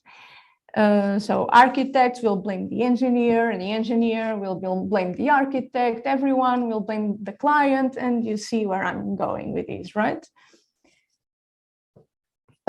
So what we concluded is that there is low perceived behavioral control in practice. And according to the theory of planned behavior and to this author, Sheeran, perceived control can include a few factors, and all of them were pointed by professionals working with built heritage. But mostly knowledge, skills, resources, and cooperation were the ones pointed out as the ones limiting the implementation of intentions in practice. So considering this context, the research hypothesis is that if, in fact, the lack of implementation is due to the control factors, in a context with more creative freedom, with less obligation of complying with norms and reduced interaction with others, the gap between intentions and behaviors should tend to zero. And to test this hypothesis, we decided to apply the same methodology, the theory of planned behavior that I referred before, with design students in heritage and design studios, working with listed heritage buildings in the Netherlands. And this was done using a TPB questionnaire. This questionnaire included one section about attitudes. So I consider something valuable or worthless, something being an element or different elements of the building. A second part about norms. So it is expected of me that I preserve or not certain elements. The control, is it easy for me to do so? And the intention, I intend to conserve it or not. And after this first part of the questionnaires, the students did their designs, made their own decisions, and then they were invited to do a fifth part of the questionnaire where they self-assess their designs and reflect if they decided or not to preserve the elements that they analyzed before. This study minimized the effect of external control factors, so like opportunities, resources, or comparison, that were the ones pointed mostly by professionals in practice. However, the gap between intention and behavior persisted. Actually, for the students, the perceived behavioral control was not a problem at all because they feel very confident that they know what they are doing. Subjective norms strongly correlate with intentions, and this shows us that there is a social desirability bias. So students intend to do what they think is expected of them. But attitudes, the personal values of the students, were the ones that more correlated with behavior. Unlike practitioners that blamed others, the students show an internal locus of control. So they assume the responsibility of failure in implementation, and they assume that this is self-chosen and autonomous decisions. Normally, they point innovation, sustainability, and creativity as the main reasons to not conserve valuable elements. Sustainability, despite the common goal shared with heritage conservation, is a reason pointed to not conserve heritage. So considering this result, the second research goal was to develop a tool that contributes to increase knowledge and raise awareness of the value of built heritage to sustainability. We started by selecting the core indicators for a baseline assessment, considering existing methods applicable to existing single buildings that consider cultural values and that can be used before interventions.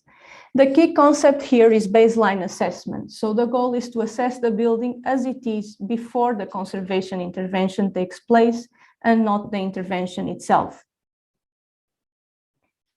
From this process, it resulted a set of 8 categories and 23 indicators that I will just explain very briefly because we don't have much time now. But while explaining it, I will always present images from UNESCO World Heritage sites to show how this heritage includes principles, not only includes principles of sustainability, but these principles of sustainability are actually the reasons it was considered heritage in the first place. So in relation to the site, of course, it's focusing the land management according to the ecological site features, the construction referring to the building scale, techniques and solutions, materials related, of course, with the sources, embodied energy, reuse and recycle and waste diversion, water, reduction of water use and on-site management, energy, reduction of energy consumption and on-site production, indoor environment, about pollution sources, but also about a comfortable indoor environment for the users, community, related to community welfare and engagement and inclusion, and finally, values, related to cultural identity and the connection with heritage significance. Using this set of indicators, an online questionnaire was developed for qualitative analysis in the concept phase.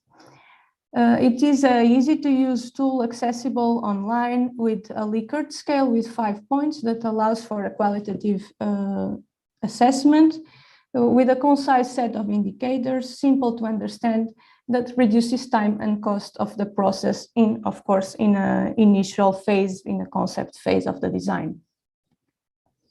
This results in a building passport that identifies priorities and opportunities for the redesign, that presents the assessment for each building layer and also the most positive aspects and the least positive aspects that need to be addressed in the design. This was tested in 3 case studies also in the Netherlands, and the results show that contributes to consensual assessments. Considering this step of the development of this tool, the third research goal was to verify the contribution of this tool for a behavioral change towards a more sustainable conservation of built heritage. And to assess that, we plan to use the same methodology, the same theoretical framework applied before about intentions and behaviors, with the master students in the Heritage and Design Studios here in TU Delft in the Netherlands. However, unexpected circumstances are one of the factors for not implementing intentions, as we saw in the theory. So not all research intentions were implemented due to COVID-19. So the intention of this study was to compare the intention behavior gap in the first phase and in the second phase, so after developing the passport, but that was not possible due to changes to online education. Everything was a bit different. So in the second phase, we decided to have a test and a control group to ensure comparison. So in the test group, apply the building passport and before answering the TPB questionnaire, while the control group only answered the TPB questionnaire. The implications is that we got a smaller sample and so limited statistic significance, and we couldn't find a significant correlation between intention and behavior in the second phase. However, we find significant correlations between the other psychological constructs, and that's where we will focus in this analysis. So in the control group, subjective norms strongly correlate with intentions. If you remember, this is exactly what happened already in the first phase, so it shows that there is coherence in the results. There is, again, this idea of social desirability, with students expressing intention to preserve what they believe is expected of them. But in the test group, the intention strongly correlates. Yeah, there is a mistake in the title. In the test group, the intentions strongly correlate with the attitudes.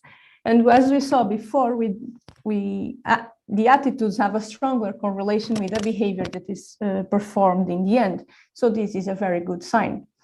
Also, in the test group, perceived control is higher than in the control group, showing that the passport contributes to improve the attitudes of students and also to improve their perception of control.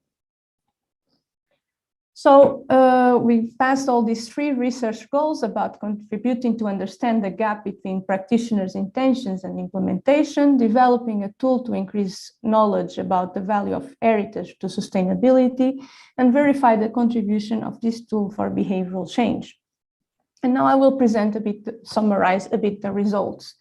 So about the reasons for the gap between intentions and implementation, we see that attitudes, norms, or subjective norms, and perceived control play a role in the lack of implementation of design intentions on built heritage conservation. Practitioners tend to point perceived behavioral control factors as the main challenge, namely skill, resources, cooperation, and knowledge. Attitudes matter for built heritage conservation. Personal motivations and internal beliefs have stronger correlations with actual behavior than subjective norms. And this implies that developing policies and norms will not produce significant changes until there is a change of mindset of all stakeholders involved in the processes. About the building passport for sustainable conservation, we see that it uses a simple questionnaire to guide the user through complex issues, resulting on a cost and time-effective assessment process. It allows for a consensual sustainability assessment, establishing priorities for redesign. And it allows for consistency and monitoring so that interventions can be carried out in comparative terms.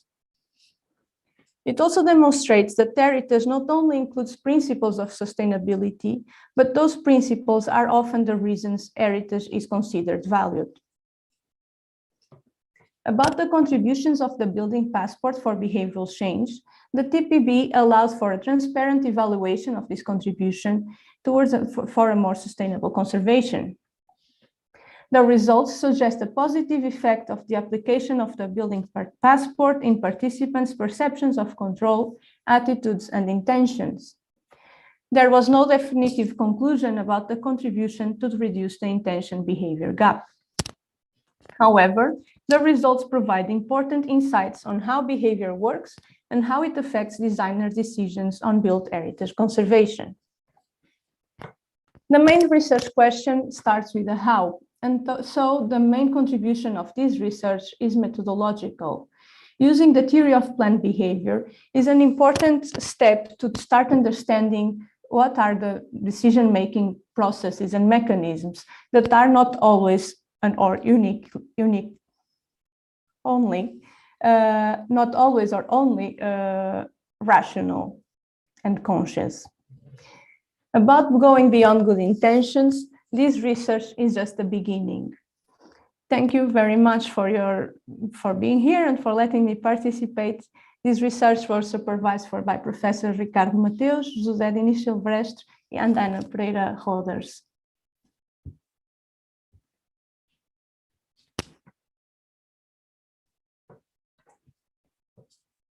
You took a little bit more time than the 10 minutes, but if there is any question for Joanna, please. Yes, there is one.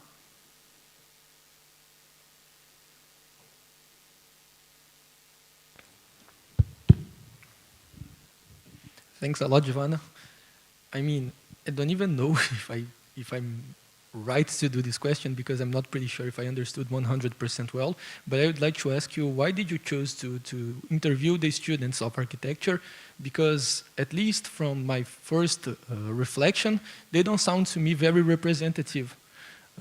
Because when I was 18, 19, 20, when I was in the beginning of my studies, I don't think that the mindset that I had, your research is too much focused on the mindset itself, and I don't think that the mindset that I had is the same, for example, that practitioners have, and they are the ones that take the decision. So why did you choose to make this interview with them?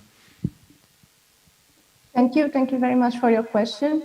Indeed, that's a way of controlling the variables in the study. So we start with practitioners, but of course, as you know, there are lots of things happen in professional practice. And what we wanted was to test if this theoretical framework was viable to keep studying it. So in practice, you have to deal with a lot of stakeholders. There is a lot of unexpected situations. So what we wanted was to minimize the factors affecting it. Using students allows us to minimize the role of other stakeholders because they have the power of deciding by themselves. And even if they have all that power, they still do not implement their intentions. So that's what proves that there is something wrong in the attitudes in the first place. I understand that you mentioned also when you were 18 or 19, but we are talking here about master students in their final graduation project. So we are talking about students around 22, 23. Of course, they are still very young, but they are the ones that next year will be in practice.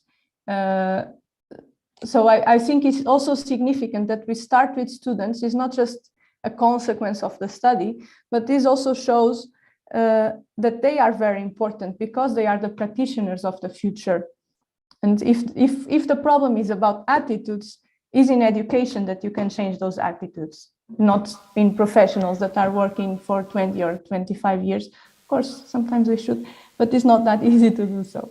I get your point, but I think, I mean, in my opinion at least, that in lots of cases, these people that they are 20, 25 years old already working, they were at the beginning dreamers as the 20, and those stakeholders, those issues, money, budget, limitations, they tend to transform you from that dreamer that you are in the very beginning, from that person that after 20 years blames other stakeholders. So this was my point, but thank you anyhow.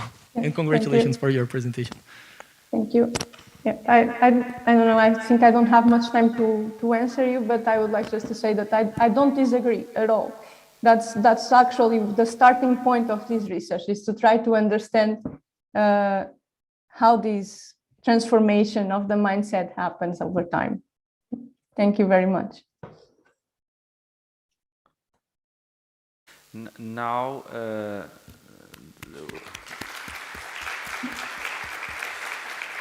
so the organization asked me to anticipate the break.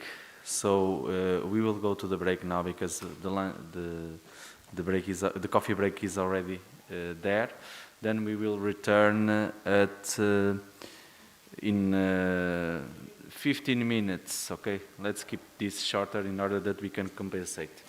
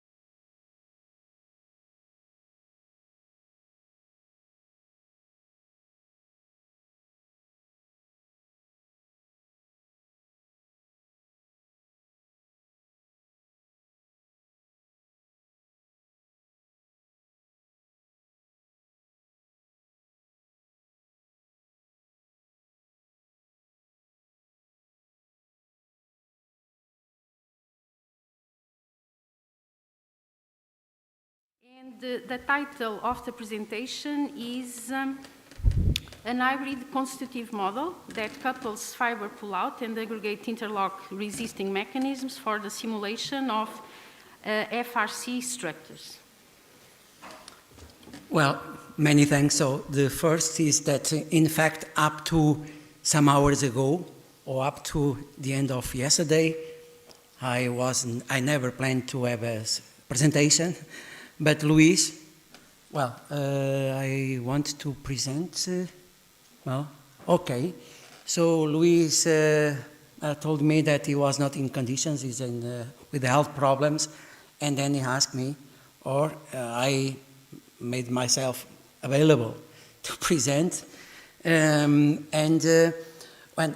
take in consideration that the few time I have, I will make a very short resume of what Luis planned to present. So is in fact, so if you realize for instance, from the Abid presentation, so she used Diana, and also I realized that some people use Athena, and in general, what happened is that we assume the fractal parameters, made one fractal parameters. What happened? So we assume that the materials, when in tension, we have the tensile strength, the fractal energy, mode 1 fractal energy, and the shape of the softening curve. And then for mode 2, for shear, well, in general, we don't know, but we assume that we have also some degradation when the crack is opening, and then when the crack is opening, the capacity to transfer shear stress should decrease. And then we invent something like shear tension or shear softening. Well, this is more or less reasonable when the structure fails in bending. So when we have the structure like a beam or a slab, and we have the flexural cracks. Now, in this case, we believe that the simulations, if it is exclusively or almost exclusively support on fractal mode 1, it's okay. But in shear or in punching, no. We need to know we have a hybrid interaction. Why? Because when the crack is opening, so we have also, or imagine when the crack is sliding, at the same time is opening due to aggregate interlock. So we have the aggregates, and consequently the crack is sliding, is at the same time opening. And so this interaction means that, well, I need to have a matrix that relates the normal stress not only with crack opening, but also the crack sliding, and at the same time, the shear stress should be dependent on crack opening and crack sliding. And this is very, very important in fiber reinforced concrete. Why? Imagine this is a fiber that is crossing a crack. So if the fiber is with this orientation, and when the shear is in this direction, so this fiber is not very effective because it needs to turn. But if the fiber has this direction, so it's immediately engaged. So this means that fiber orientation has a lot of impact. And so some years ago, in the beginning of his work of Luis, I asked him, so we will develop a new model that takes in consideration simultaneously the fiber pull-out mechanisms, because when the fiber is breaching the crack and the crack is opening, is pull-out. We have a pull-out. So this means that we have a fiber pull-out mechanism, a resist mechanism.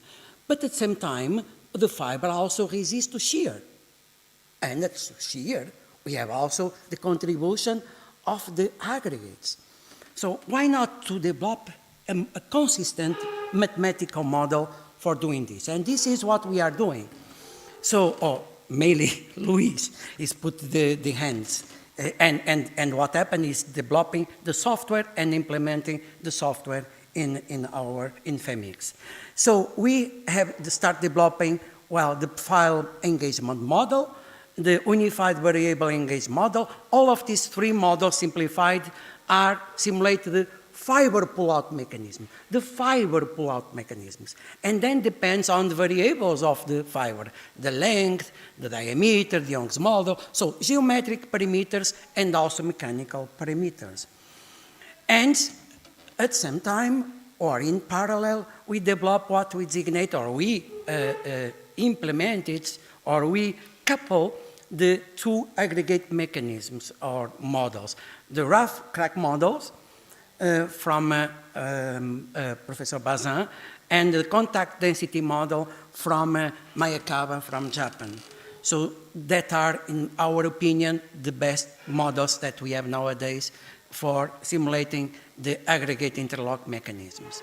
And, well, as you can see in these graphs, we have the relationship between the normal stress sigma n, normal stress, and the crack width, and the sliding, as well as the relationship between the shear stress and the sliding. So we can verify that the tensile capacity as well as the shear capacity depends on not only on the parameters or the variables of the fibers, as well as on the matrix, so the dimension of the aggregate, the quality of the matrix. So we couple these two models, and then we obtain these two equations.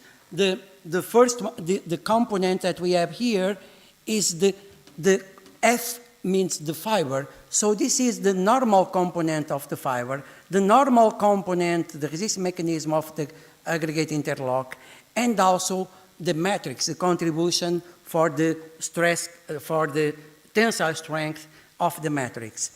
And we have the same thing for the shear. So we have these two components. So then what we need to do is to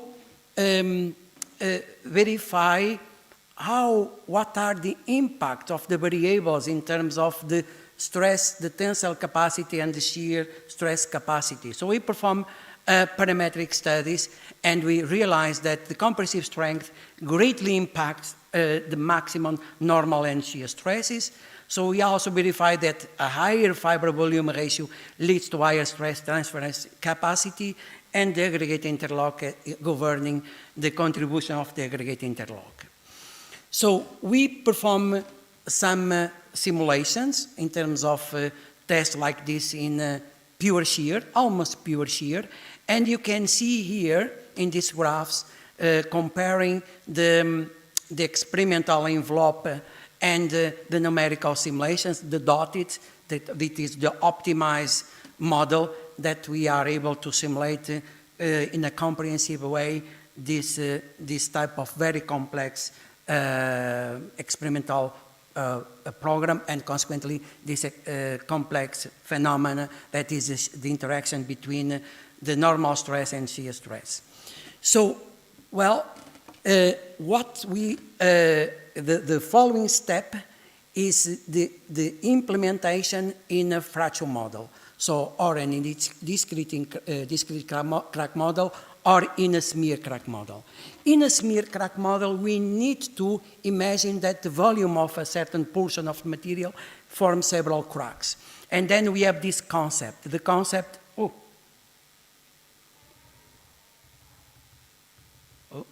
so we have the concept of a crack constitutive matrix that is what is the physical meaning. Oh, I don't know what happened.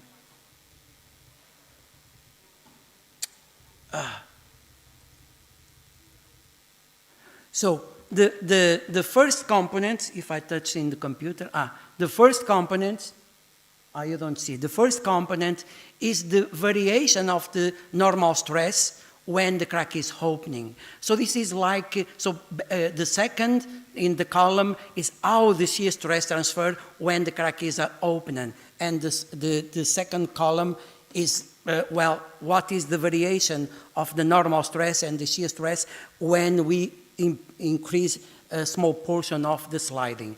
So based on this concept And well, I do not enter in mathematics because we have Jacobians in the middle.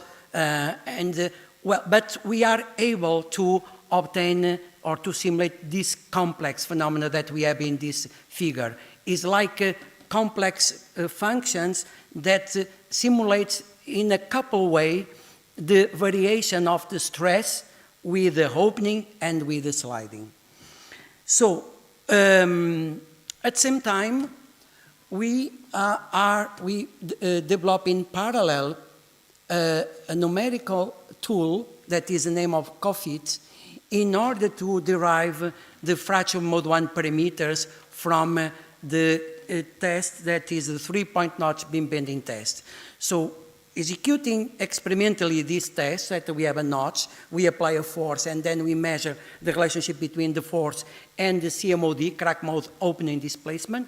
Performing an inverse analysis, we obtain the fracture mode 1 parameter, the relationship between the stress and the crack opening. So this is being made normally by using a finite element methods and takes a lot of time. So what we develop is a new tool that is capable to obtain in a more efficient way, so much more faster, is much more faster and much more precise than the conventional techniques. So some particularities of this model is that we are able to discretize the force deflection obtained experimentally in a different windows of different discretization in order to capture more rigorously the experimental data and consequently to obtain more precise stress crack width. The model has also automatic variable updating based on numerical experimental error. So at the same time, it includes a moment curvature relationship, and this moment curvature relationship takes into account not only the behavior in compression, obviously, but also in tension. And in tension, we have this multi-diagram, the stress crack width multi-diagram, and consequently, we can obtain much more precise fracture mode 1 parameters. So this is, and at the same time, we are not using this part of finite element mesh, so we simplify this simulation by using an analytical model. So this is a combination of analytical and numerical, but numerical only in the parts that we take advantage of the numerical procedures.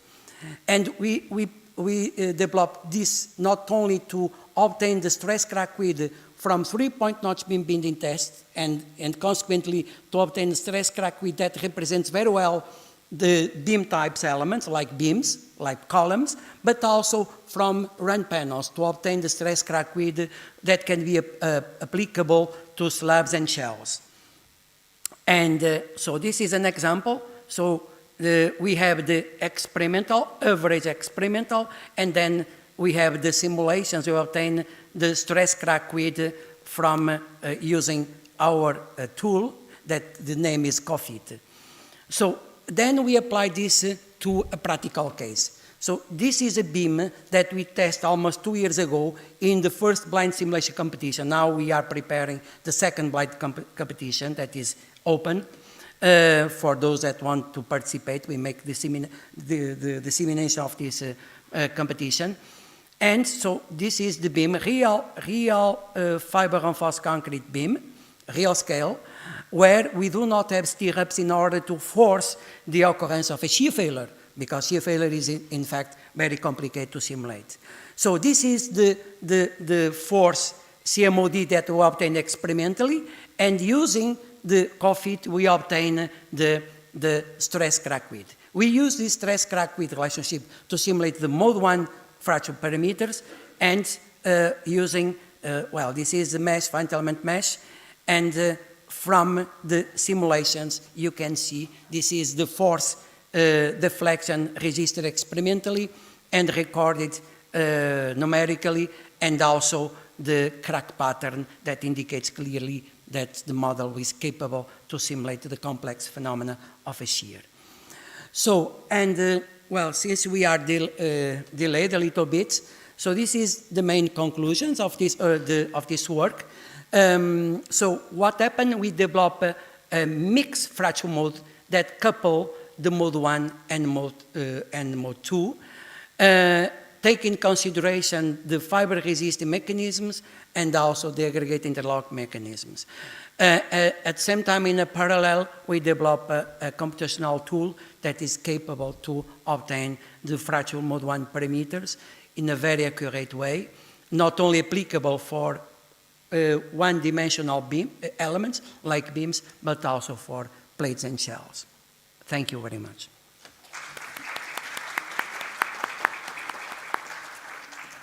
Okay, thank you very much, Professor Bach. And now we have time for 1-2 questions.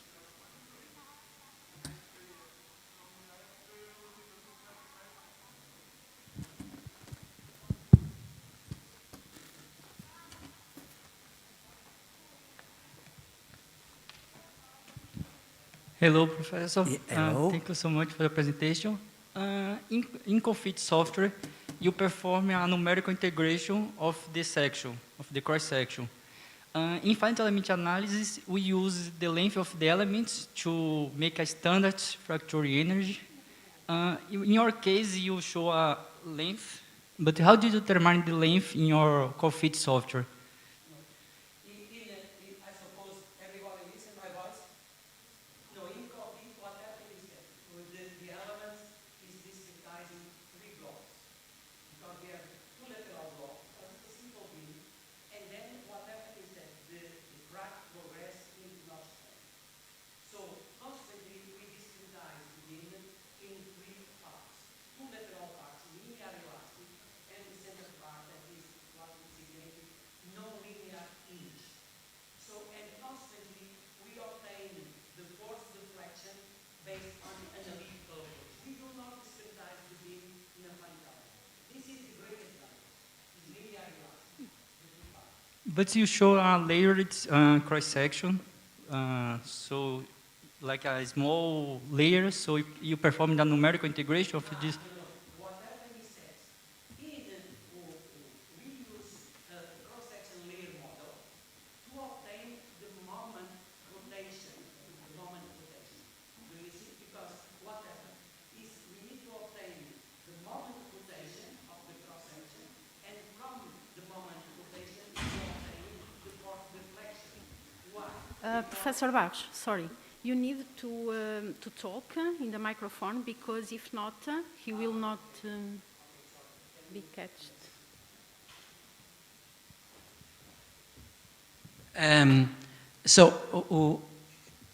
We use the moment rotation, we discretize cross-section in layers in order to obtain a moment rotation relationship for the cross-section.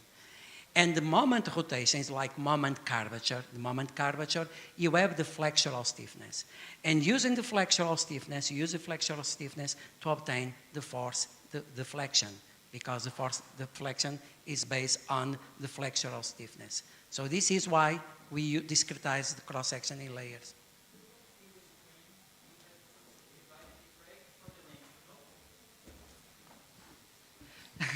To obtain the strain, you have to divide the crack width for the some length to perform this moment rotation.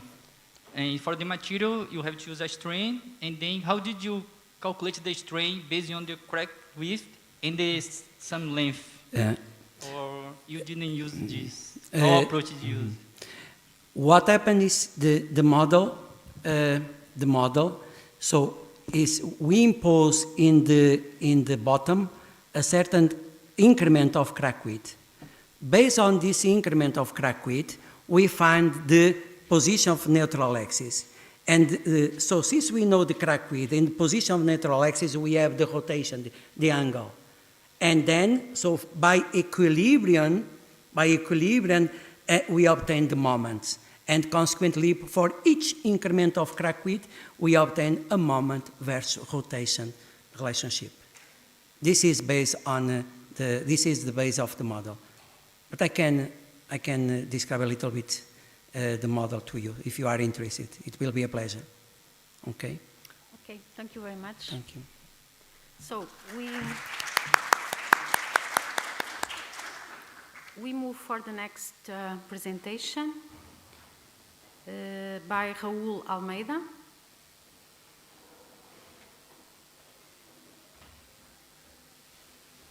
And the title of the presentation is Pedestrian Autonomous Vehicle Interaction in Assimilated Environment Risk Analysis.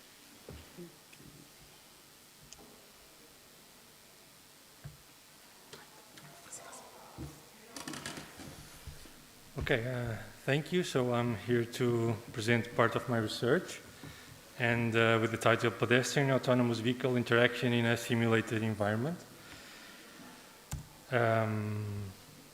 So gives a small introduction. So pedestrian mobility has been widely promoted in urban areas, and there are still serious problems regarding pedestrian safety in urban environments.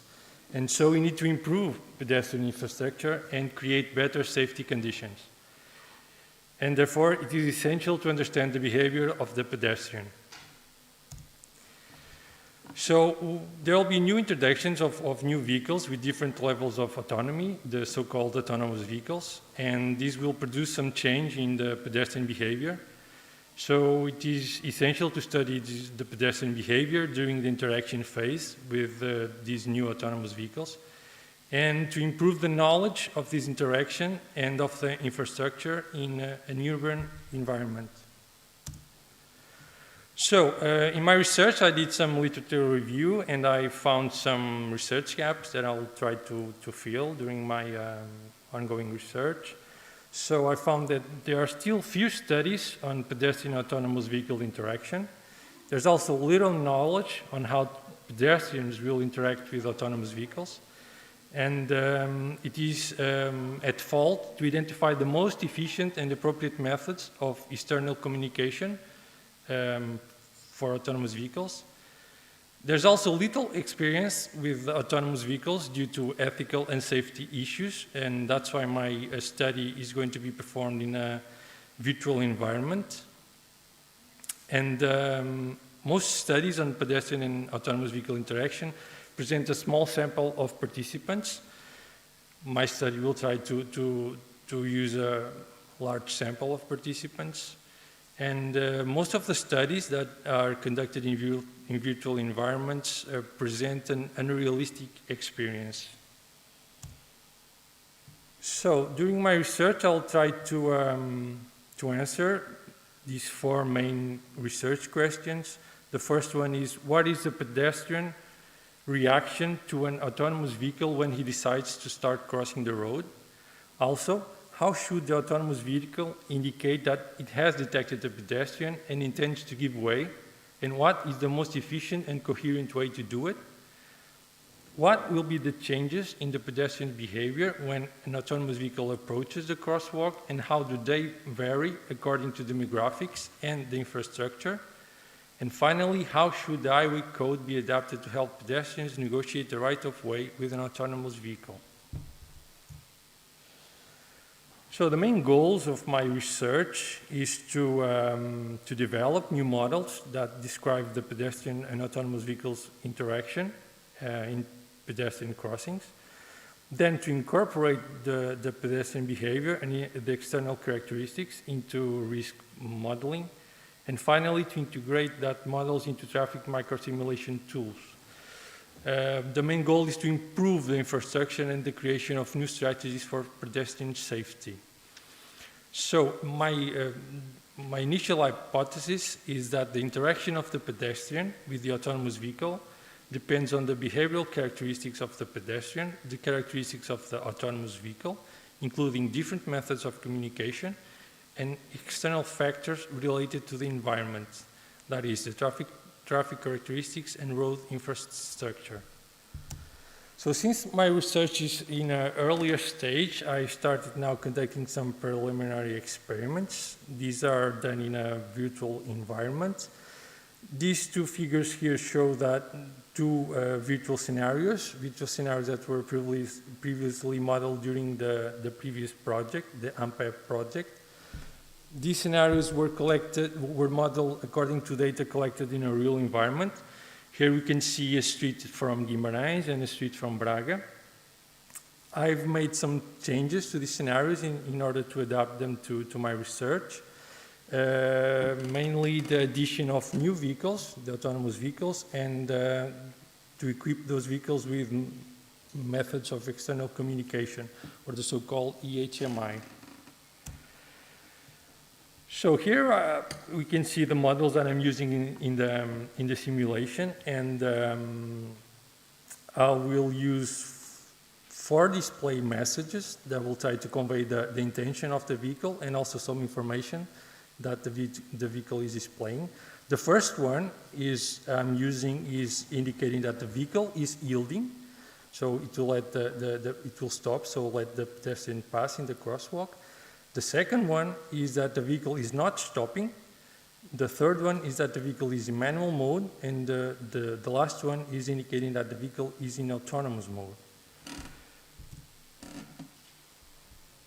So at this stage, I've already conducted the stage 1, let's call it stage 1 of my preliminary experiments, and I have here some videos to show some participants doing the experiments. So here you can see the participant in a virtual environment. The car is approaching. In this case, the participant waited for the car to pass. The participant is using 3D glasses and a tracking device.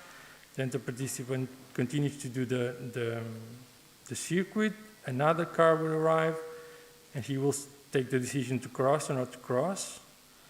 In this case, the car was conveying the message that it will not stop. This is a scenario from Braga, this one. This one is another participant. Here we can see the car approaching. The participant took the decision to cross. It was a risky approach. Then she continues to do the circuit, and then a new car approaches. This time he's conveying the message that it will stop, and the participant crosses. And so basically these are my experiments that I'm conducting now. This is the first stage. Then probably next year I'm conducting more experiments. And I hope you all participate. I hope. So some final thoughts. The main research contribution for my research is to improve the knowledge about pedestrians, as they are the most vulnerable of all road users, and their interaction with autonomous vehicles and different modes of external communication, and to develop risk models that incorporate pedestrians' behavior and their interaction with autonomous vehicles through a different approach using simulated virtual environments. And hopefully the main results will be the contribution to the improvement of pedestrian safety conditions and the implementation of new policies to improve traffic conditions. And that was my presentation. Thank you.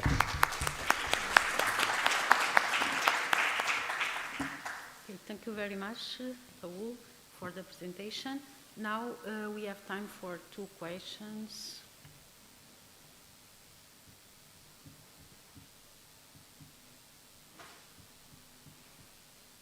Okay, maybe I can ask one question. The experiments that you already made, or from these experiments, what are the main conclusions about the decisions of people? Okay, so at this stage, I haven't yet to analyze my results, but my initial conclusions is that the communication on the vehicle helped the pedestrian to take the decision more quickly. So they already know that if the vehicle is about to stop or not, and they take that decision more quickly. Mm-hmm. Okay. So, and okay, you are in the beginning. Yes. The main idea is to define a model that characterizes mainly the behavior of the pedestrians and provides some guidelines on the safety of the... Yes, mainly, yes. That will incorporate the characteristics of the pedestrian, the types of vehicle and their external communication, in this case in the autonomous vehicles, and also of the infrastructure, the lane width, crosswalk length, and other characteristics, yes. Okay, thank you very much. Thank you. Okay. Now we move for the presentation by Gabriel Dias.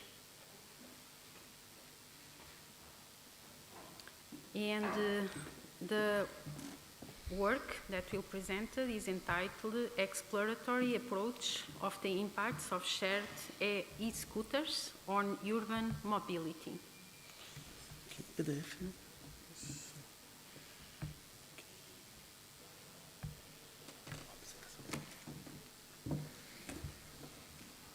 Hi, good afternoon. My name is Gabriel. I'm going to present to you the exploratory approach of the impacts of shared scooters on urban mobility. The supervisors of this study are Professor Paulo Ribeiro from the University of Minho and Dr. Elizabeth Yassine from LUNAC. This is just a part, the preliminary results of my PhD research. So as we all know, we are living in a very technological world where technology comes and goes every day. And this gives us the sharing economy. Sharing economy nothing more is than the possibility for us to share things through technology. For example, we can share lodging through Airbnb. Also, this new era gives us the urge for new modes of transport. They are more sustainable, more resilient, and it comes to mind the micromobility or the micro vehicles, which are represented by bicycles and e-scooters. Well, the combination between the sharing economy and this new, more sustainable and resilient modes of transport gives us the shared micromobility modes, which we can see in cities as the shared scooter schemes and the shared scooter schemes. Well, the shared bicycle schemes have been around for a while now, but the shared scooter schemes are very recent in cities. That's why the main research objective of my PhD is to study the impacts they cause in the transport systems, both the positive and the negative impacts, how these modes can be connected to public transport in order to make mobility more efficient in cities. Also, the sustainability they can bring to cities and the social, environmental, and economic impacts they can cause. Because in the end, we want to know and we want to make some policy and planning recommendations for cities when they're trying to implement the shared scooter systems. But what is micromobility?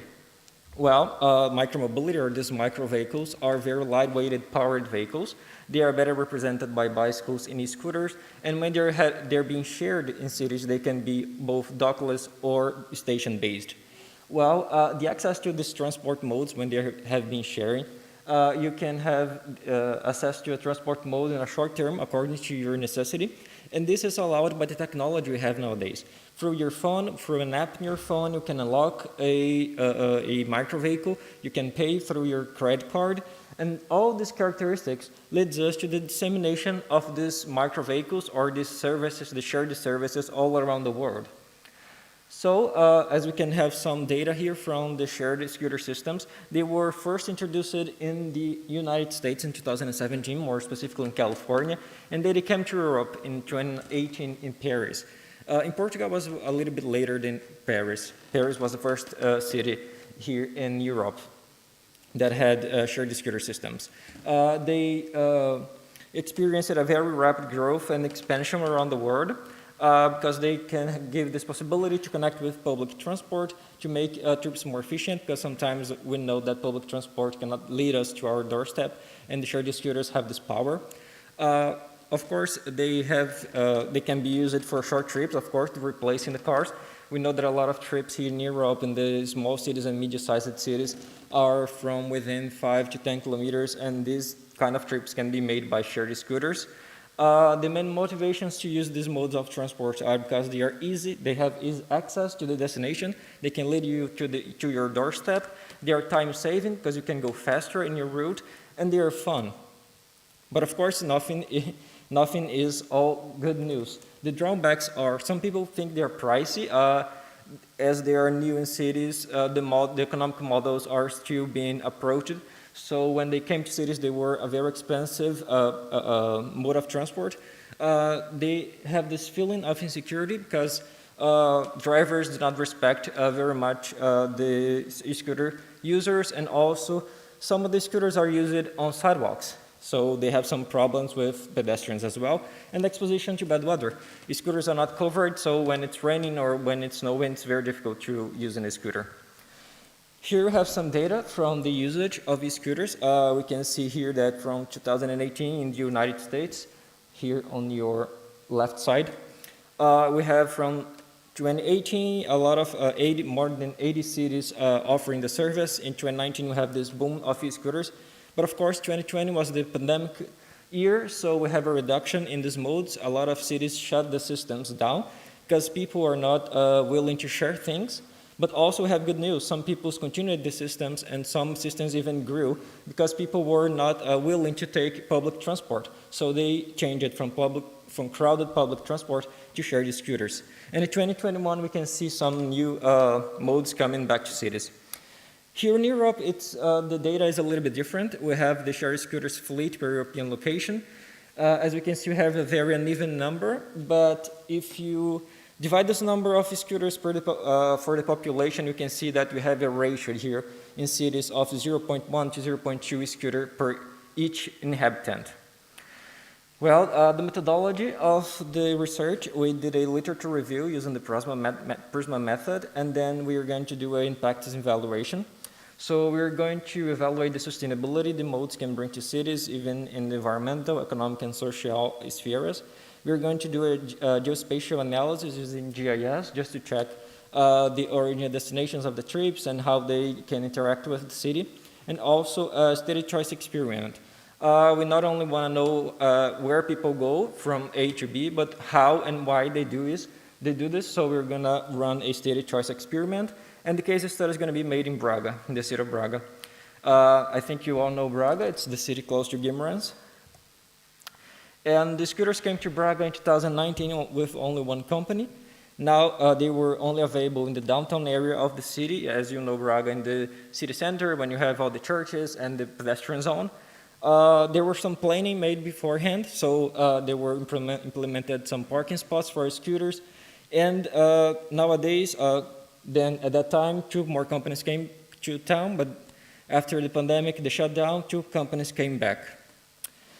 Well, so we had also some implementation of red zones in the city, just to control of the scooter circulation and to increase the road safety. As you can see here, that red area there is the city center of Braga, is the pedestrian zone, so scooters are not allowed. And these roads have very high speeds, so scooters are not allowed as well.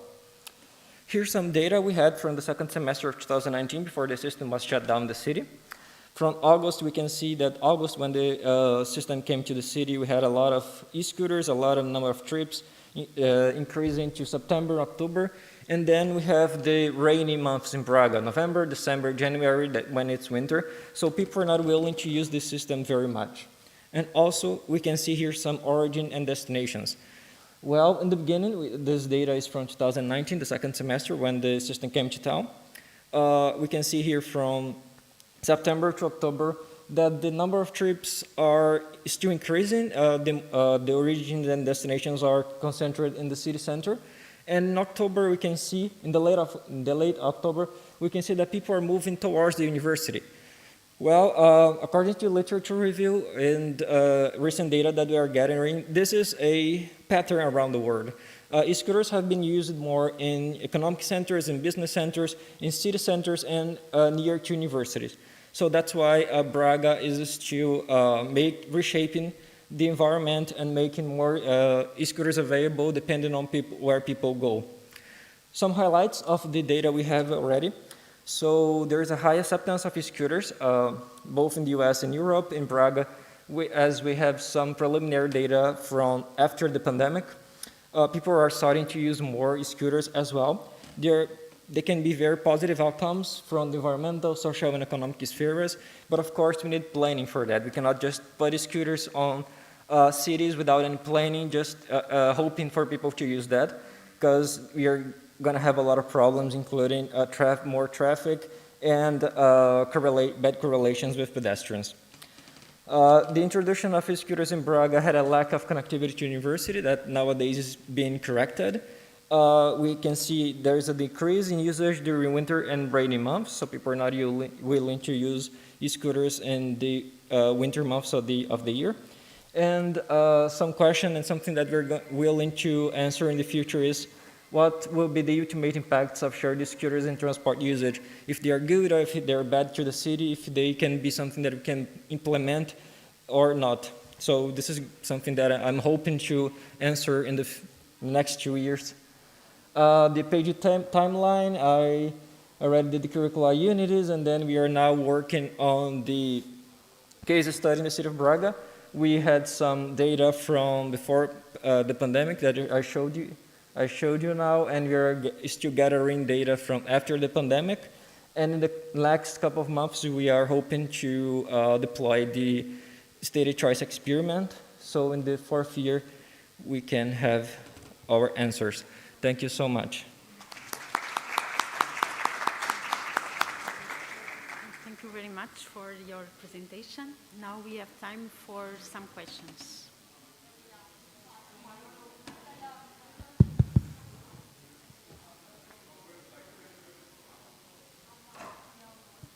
Hello, thank you for your presentation. It was very interesting. I want to ask you something because I was not, because here in Guimarães, the e-scooters are not really common yet. When I went to my hometown, I saw that there it was a thing. But now it's in a state of, there is no regulation at all. So people on the roads are complaining because the e-scooters are, let's say, there's a lot of risk because the car driver cannot see the scooter properly. And people on the sidewalks are complaining because suddenly it's like the bike. They can reach speeds higher than usual, so actually it's dangerous for pedestrians. So nowadays it's in at least again, I'm talking about Spain, it's in a state of absolutely no regulation. So how eventually, maybe the city hall, or maybe in a bigger plan of the government, they will impose that scooters should go through the road only, or should go with a restrictive velocity through the sidewalk. How does all this possible outcome influences your study right now? Because again, at least in Spain, there is no regulation whatsoever. And what happens back in the day, for example, with the segways, is that in many cities in which the segways were used by tourists to move from one side to the other, at some point also there was a lot of complaining, and they forbid the segways from many parts of the city. So at some point, all the studies regarding the segways also suddenly needed to change because of the new rules, let's say. So I don't know if you have any idea. This was in our literature review. We know that there are a lot of people, a lot of cities that are having a lot of trouble with the scooters. Some of the cities deployed the system and then they took it back because it was causing a lot of problems with parking, with pedestrians. Here in Portugal, actually, the scooters are in the Código da Estrada. The scooters are in the same spectrum as the bicycles. So they have to be run on the streets, on the roads, they cannot be run on the sidewalks. And of course, cities need some planning to do that. They have to have space for scooters. You cannot only deploy the system there, as I said, and hope that people are going to do that for what they're willing to do. But yeah, I think people need to be more aware of the regulation for scooters that we actually have. But of course, as people don't know, they don't follow the rules. But as we can see now, we are working with the companies that are deploying the system in Braga, and they are trying to make some changes in people's behavior when they rent a scooter, for example. Sometimes they have some discounts when they are wearing helmets. It's not mandatory, but of course it's recommended because it's more safe for you. And even I saw some news yesterday or the day before that people were using these scooters at night after they went to bars or something. So now the apps of e-scooters rental, you're going to have some tests if you have your mind really in place to ride in the scooter. Because when, of course, you drink, you cannot drive, so it's very dangerous if you get in a scooter as well, because you know you have a vehicle in your hand. So yes, we have some regulations, of course. There are some places, for example, in Austin, you can ride on the streets and on the sidewalks, the scooters, but you have to be very cautious when you deploy these systems in cities. That's why they are very recent. A lot of cities around the world tried them, and then they stopped offering the services. Others had some pilot programs, and they knew that they could deploy the scooters on only some parts of the city because they were better for people to get there and to go to their places safely. So yes, answering your questions, I couldn't hear everything here, but yes, we have some regulations. Not all places have regulations, but of course we have to have some planning so scooters can be safe and can promote mobility in cities.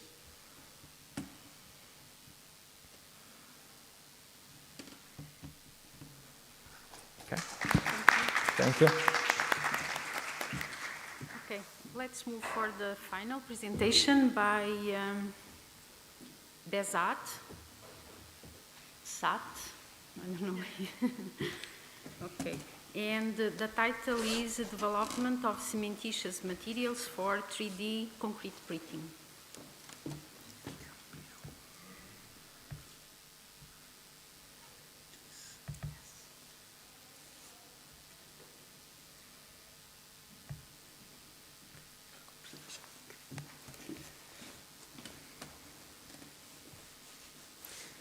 Good evening, everyone. I'm Behzad Zahabizadeh, a PhD student under supervision of Professor Vitor Cunha, and I'm going to talk about development of cementitious materials for 3D concrete printing.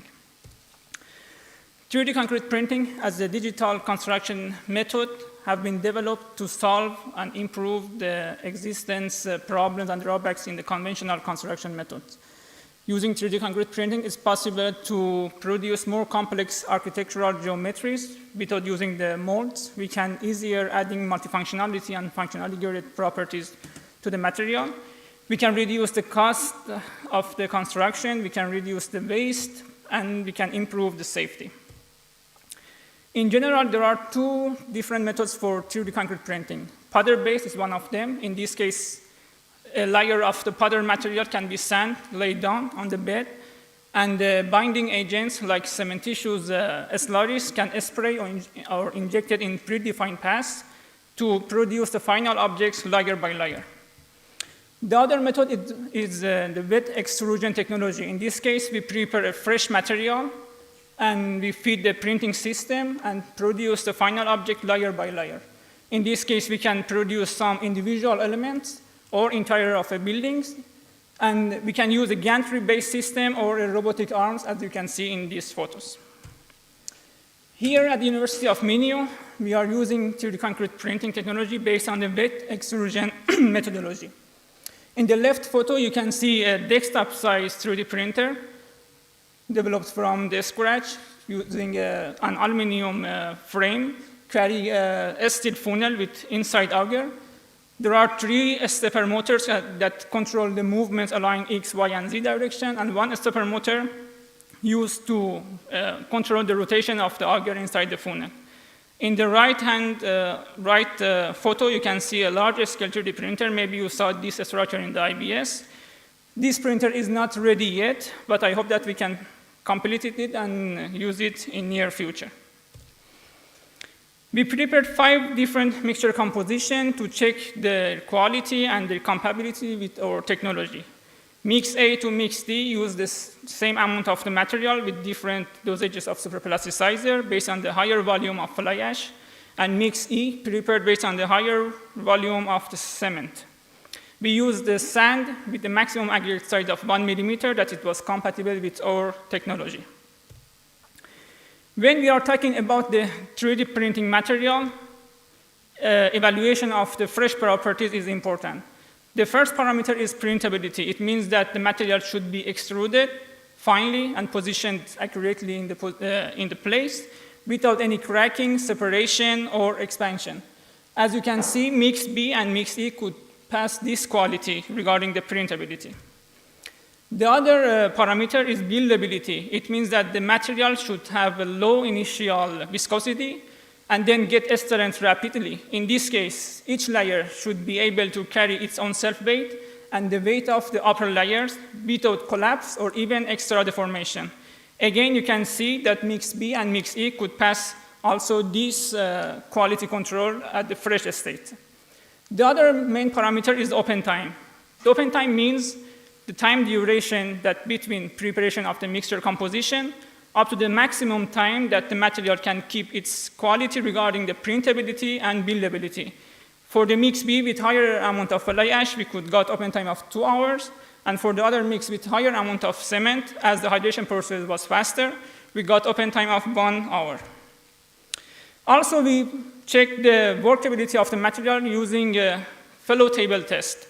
We did the test in 2 steps. At step 1, we measured the workability after removing the mold and before jolting the fellow table to simulate the buildability of the material. And then we measured the workability after jolting 15 times of the fellow table to simulate the printability of our material. As you can see, those mixes that could pass the quality control of printability and buildability shown in the average 115 and 193 millimeters of workability at step 1 and step 2.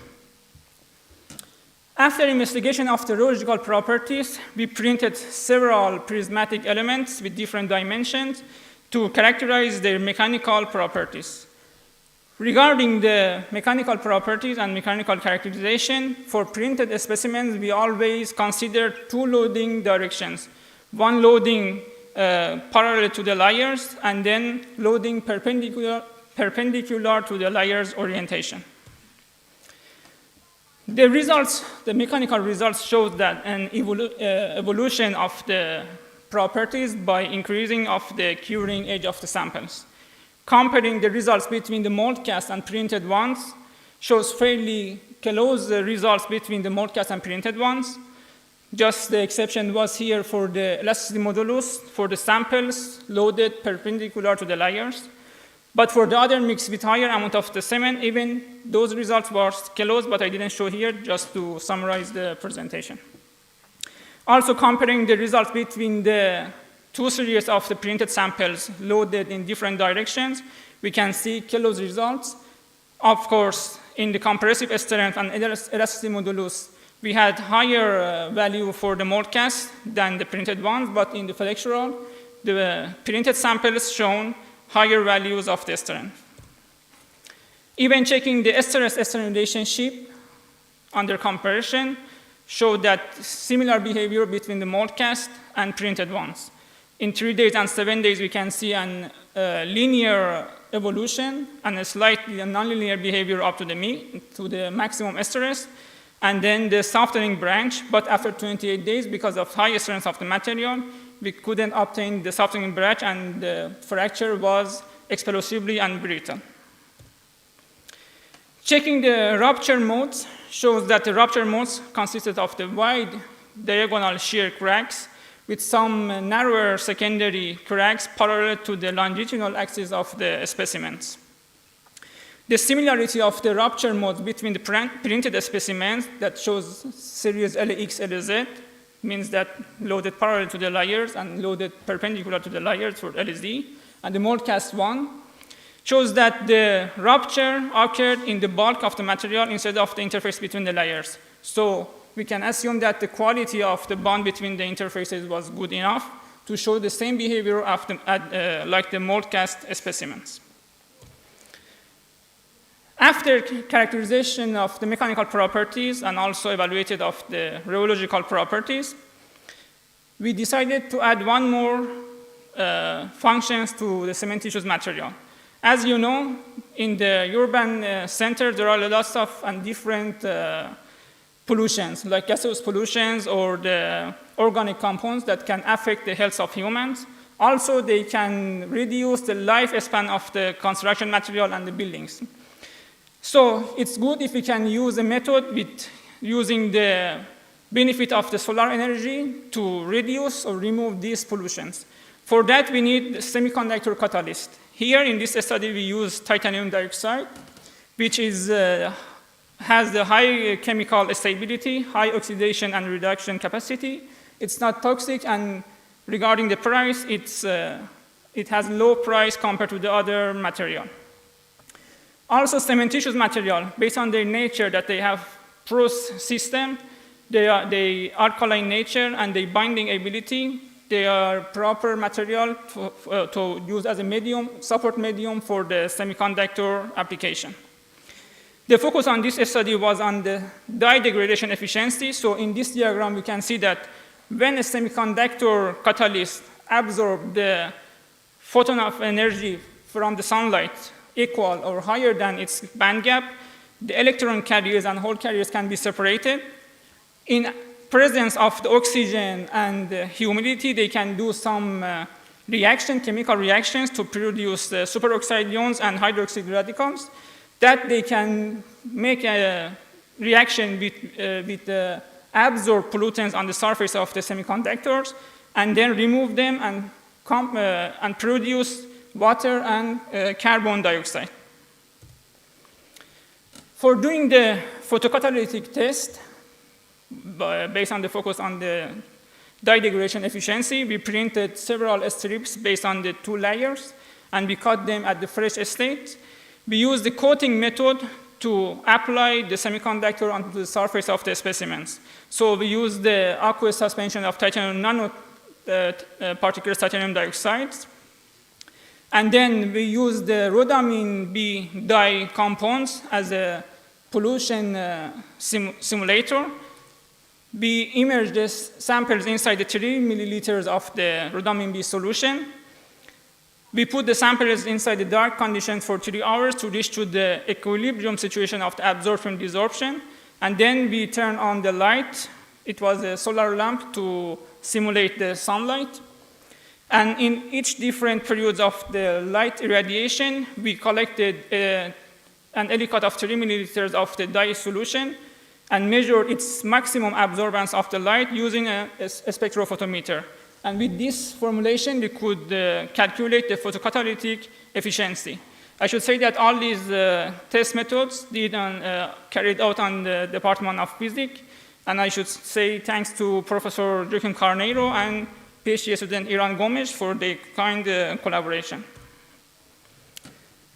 The preliminary results showed that by increasing the curing age, the absorption of the cementitious material could decrease.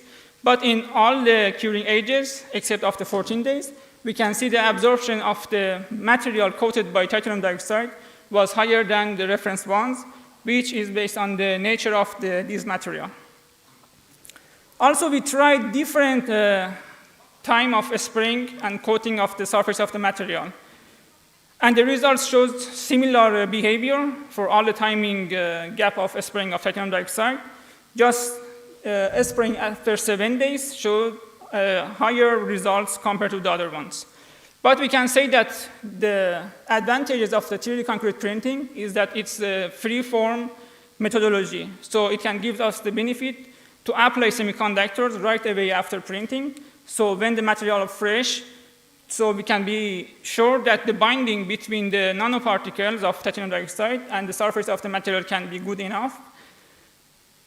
And okay, we need to do more research on this, but we think that by passing the time, when the materials are exposed to the environmental conditions, this binding can help to keep the same quality for the dye degradation efficiency of the materials. But the other ones, when the surface of the material is dry, maybe by winds or rain, they can separate it from the surface, and their efficiency can decrease by the time under the environmental situation. Also, we try to compare the influence of the titanium dioxide coating rates on the dye degradation efficiency of the materials. As you can see, up to the 4 hours, the results are similar, but between 4 hours and 8 hours, we can see the differences. And so, the highest coating rates showed highest efficiency of the dye degradation. So we can say that because this reaction needs time to absorb the pollutants, to do the chemical reactions, and then cleaning the products, and again do the absorbance, maybe 4 hours wasn't enough for this material to show the efficiency, but by increasing the time, we could see differences in the results. In conclusion, I can say that by controlling the printing parameters and printing process, if we can produce some with the good quality, the printed material with good quality, we can have almost similar behavior between the printed samples and the mold-cast ones. Also, by increasing the quality of printed samples, we can reduce the orthotropic behavior of the printed specimens.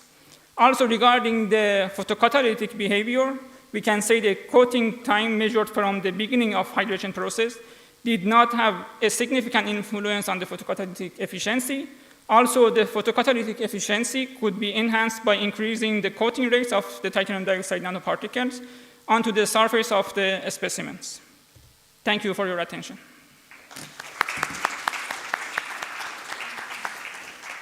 Thank you very much for the interesting presentation. Mm-hmm. Now we have some time for questions.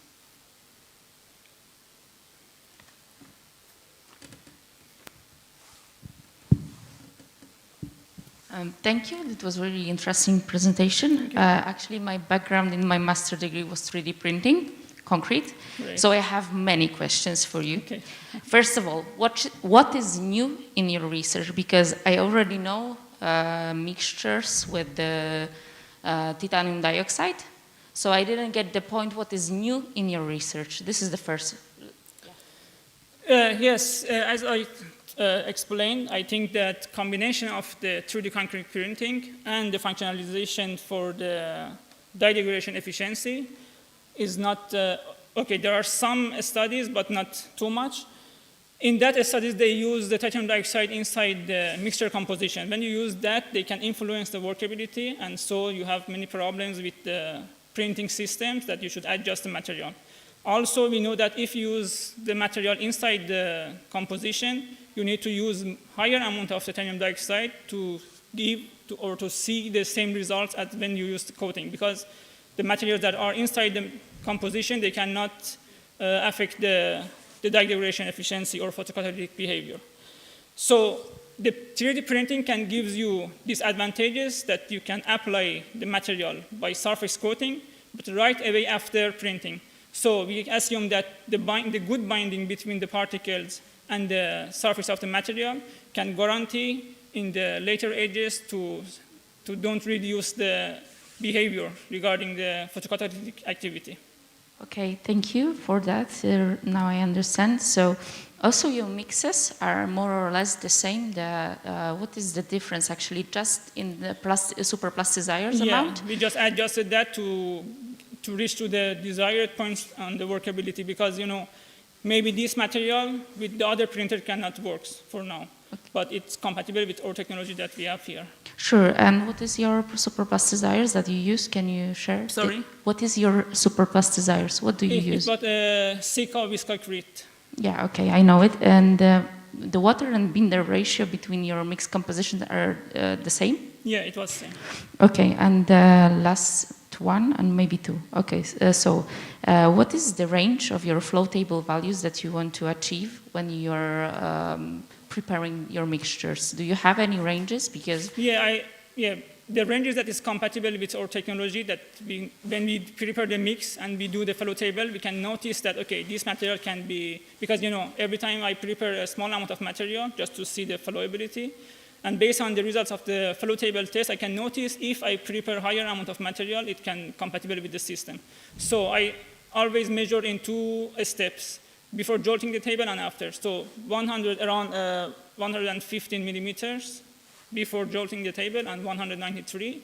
It's an average value, but it's compatible with our system. Okay, and the last one, what are your next steps?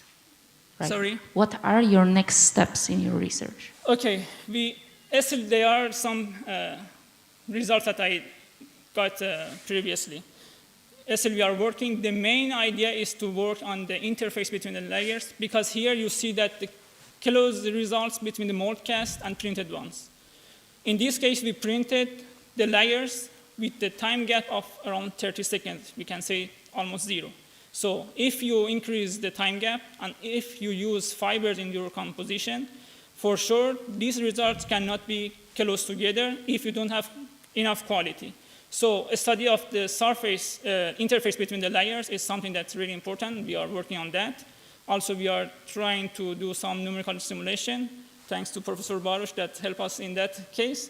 And yeah, it's the main idea that I will follow in next year. Okay, yeah, thank you very much. Okay, let me only a question. And about durability. We didn't start yet that because, you know, still there are lots of open questions in this technology. At the moment, there are two RILEM technical committees working parallel to each other, one on the rheological properties, one on the mechanical characterization. So there are a lot of open questions that they are trying to define the test methods because, you know, there is no standard for that. So how you should prepare the material, how you should cut the material in fresh or in the hardened states, how you should put loading. And then durability is also one aspect of these technical committees. I didn't start yet that, but as the final goal of this project is to produce some smart facet panels, I think that it's necessary also for me to go advance with that. But at this stage, as I told, a study of the interface between the layers, for now, it's more important than the other aspects. Thank you. Thank you so much. Well, I know that we are too delayed. So when there is only a few seconds, so only to acknowledge your presence, your dedication. So, and also, well, I suppose I enjoy very much because I miss a lot this type of events that we can share what we are doing, we can discuss. And well, we try to have a mix of knowledge to invite people from different areas in order that we know what people are doing. So we are not only working in concrete, we are all working masonry, in highways, in very different subjects, very, very nice. So we should be proud about what we are doing. And well, I imagine to end this day with a dinner, and but unfortunately this is not possible. So, but we will postpone for next year. And we will not have a dinner, we will have a banquet. So, well, I should also acknowledge the extraordinary work of our secretariat. So thank you, Clayton, thank you, Mariana, for this, for the work that was done. So thank you very much. And also the collaboration of my colleagues from steering committee and also from students. So we are trying to do our best, so we know that we do mistakes. Well, but, well, this is, we are open to your input, some critics, in order that we improve, okay? So take the message of our speaker, so we are open to receive positive critics, okay? So thank you very much, and be safe, okay? We'll be together, okay? Thank you.